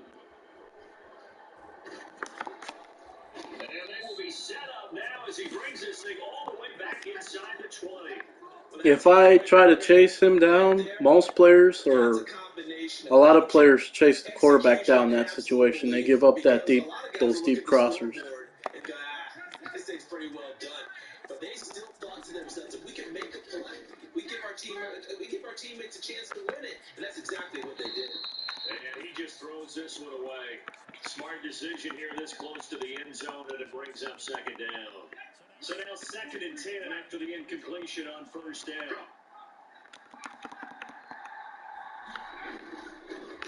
Here's P-Ryan. And he'll get this one down to about the 17.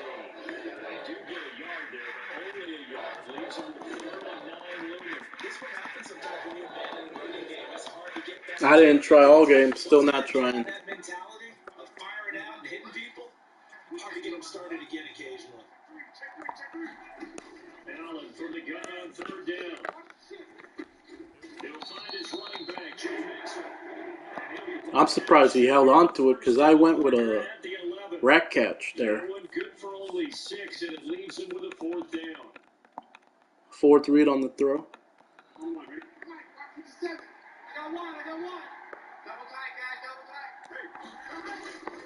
They'll try and run for it.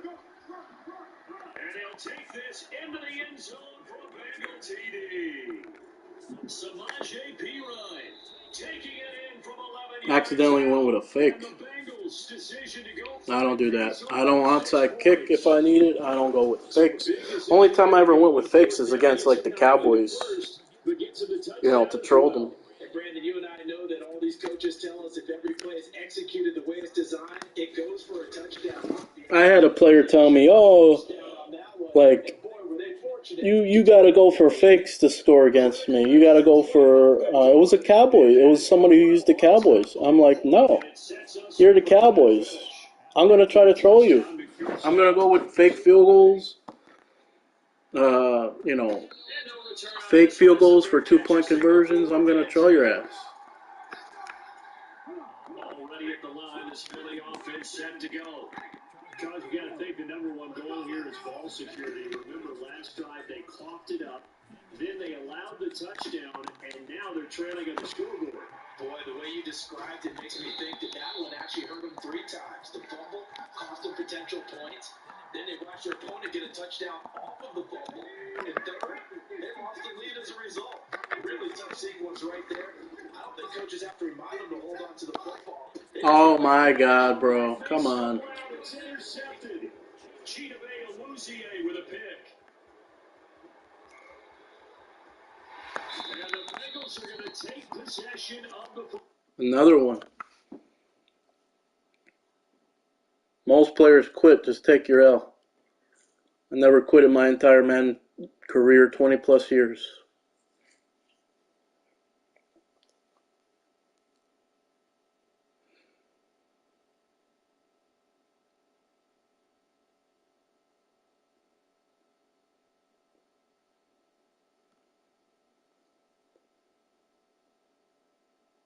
I'll tell you what happened on that play. He didn't know the personnel. I mean, he didn't know who he was throwing at. I say the same thing. It's not enough to know what the defense is in. You have to know what corner, or what defender you're throwing at. You got Quez Watkins, who's only a deep threat guy. You're not going to get open against a good or great corner. So from the 17 now, here's a first and 10. Mix it up the middle. And he'll get him inside the 15 down to the 14-yard line. The Eagles going to take the first. And then when people hear me say that, oh, excuses. I mean, it's a great fucking excuse. Back to Mixon on second down. And he'll get it here to the 10-yard line. Now a second timeout called for by the defense. As again, after a minute to go now in the football game. Coming to the line, needing only 2 yards to gain the first here. Hey, babe. Allen to throw. His pass clocked at the 4. And the Bills are going to have first and goal as they try to finish off this drive with 6 points. But they picked up a little bit of yardage there, and now, in this situation, should be in no hurry to run a play really fast. Let the clock wind down. Mixon trying to punch it in, and he's across for the touchdown. And in the final minute, that should just about seal it.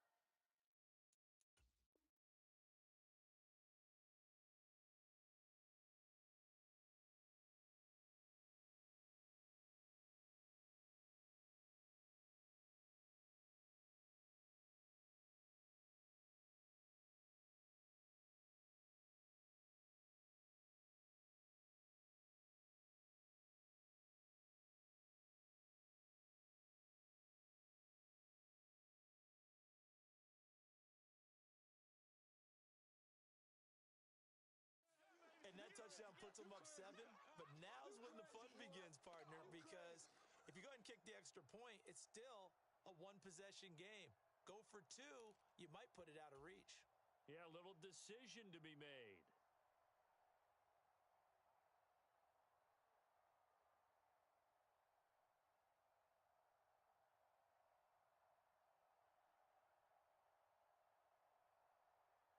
And McPherson on for the extra point.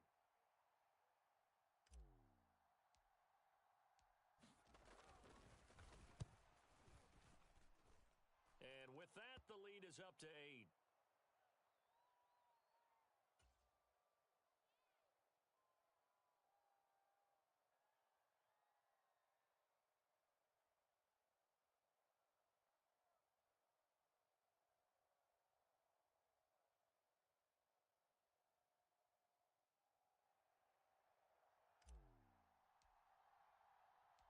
After the touchdown, McPherson on to kick this one away.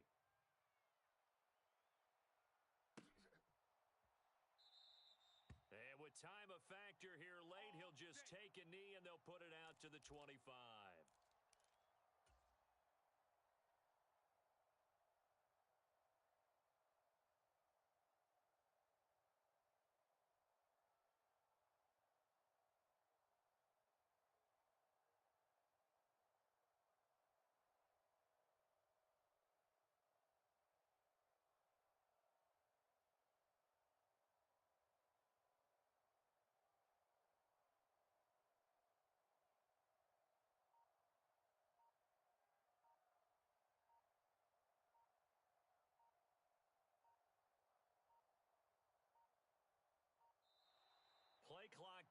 0, and this is not the way to start a drive. Let's go, boys. Let's go.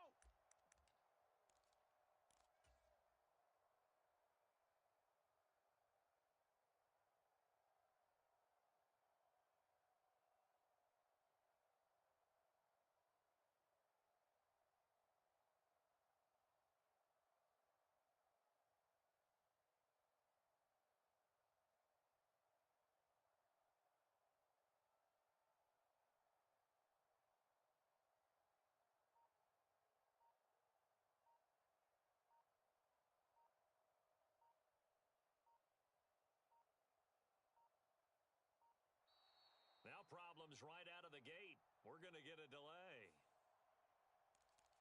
Good work, boys. Let's go. Let's go.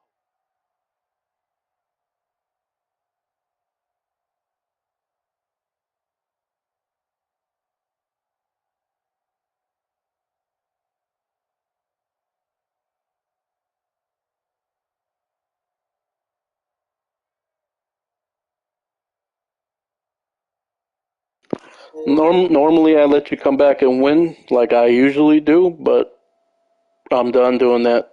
Madden 24 is my game. I'm done with that.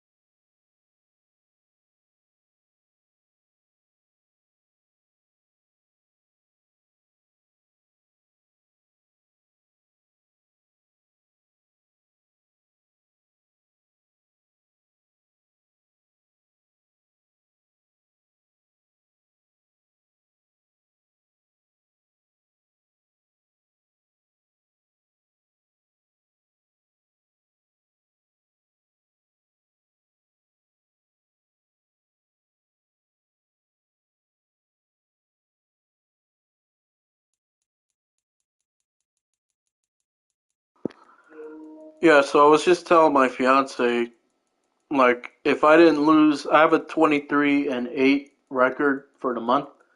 If I didn't purposely lose all the games that I do, like when I have a big lead, I let my opponents score 2, 3 touchdowns, and at the end of the game, to let them come back and beat me, because I don't care about wins or losses. I just wanted to start winning and, not losing on purpose, not letting players come back to actually see where I would be ranked. And pretty much I started, I think I played 15 games in a row. Three or four of them were desyncs, and I won the rest. So I only lost one game. Um, and then the rest were like wins or losses from desyncs. So that's like, I don't know, 11 and, I don't know, 11 wins and like 3 losses from desyncs and one real bad loss, one loss. So, but apparently I have 23 wins, so I don't know. Some of that is because my opponents don't think I'm going to let them come back and win, and then they quit on me. I'm like, come on. Just in 3 days, I get like 15 games in sometimes, 12, 15 games in, because like in an hour, you get players quitting on you, and like late first quarter, right before the half, or some players just quit in the first quarter. Like you could get 4 or 5 games in an hour sometimes, and get 4 or 5 wins in an hour. No lag switch or glitch needed. I mean, if I was smart, I would run up the score real quick or try to score real quick to get these bitches quitting. I would try to defensively. I would try to play high risk, high reward because if the reason I would say that is because if they somehow miss a read or they don't know it's a cover zero and they get unblocked guys, they take sacks, they get hit on the throw and they get picked off. All of a sudden, like I score first on offense and they get hit on the throw and get picked off for a pick six or they fumble for a touchdown, that's enough to make most players quit online. I never quit in my Madden career, 20 plus years, but that's enough to make like 90% of players quit. That's all you really need. It's ridiculous. And then, or you can just like maybe, you do the high risk, high reward. If you know you're good enough on offense, you play high risk, high reward on defense. Because you say, like, whether they score quick or not, I'm going to get the ball back and score quick on offense. So that's the way I look at it. So I used to think that back in the day. Then I went away from that. Um, yeah, I'm always surprised when my opponents, I never audible on defense, and I'm always surprised when audible, the times I do audible to a cover zero or I put an obvious cover zero out there and they can't read it or know where to go.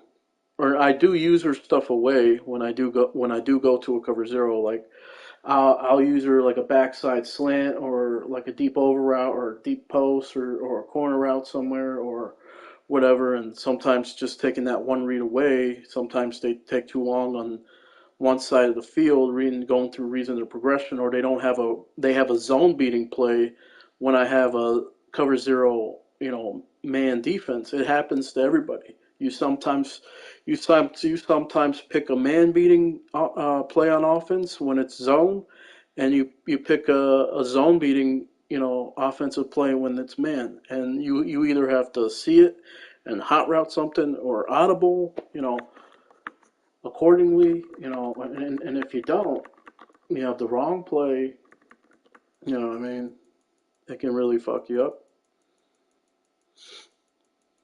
Because it's not enough to see, oh, it's a cover zero, but I only have this deep over route or this deep corner route, oh, to beat this, man defense, and it's like, oh, they take too long to throw against unblocked pass rushers in a cover zero, or the only guy open is on their best corner or elite corner, and you're thinking like, what the fuck, you know.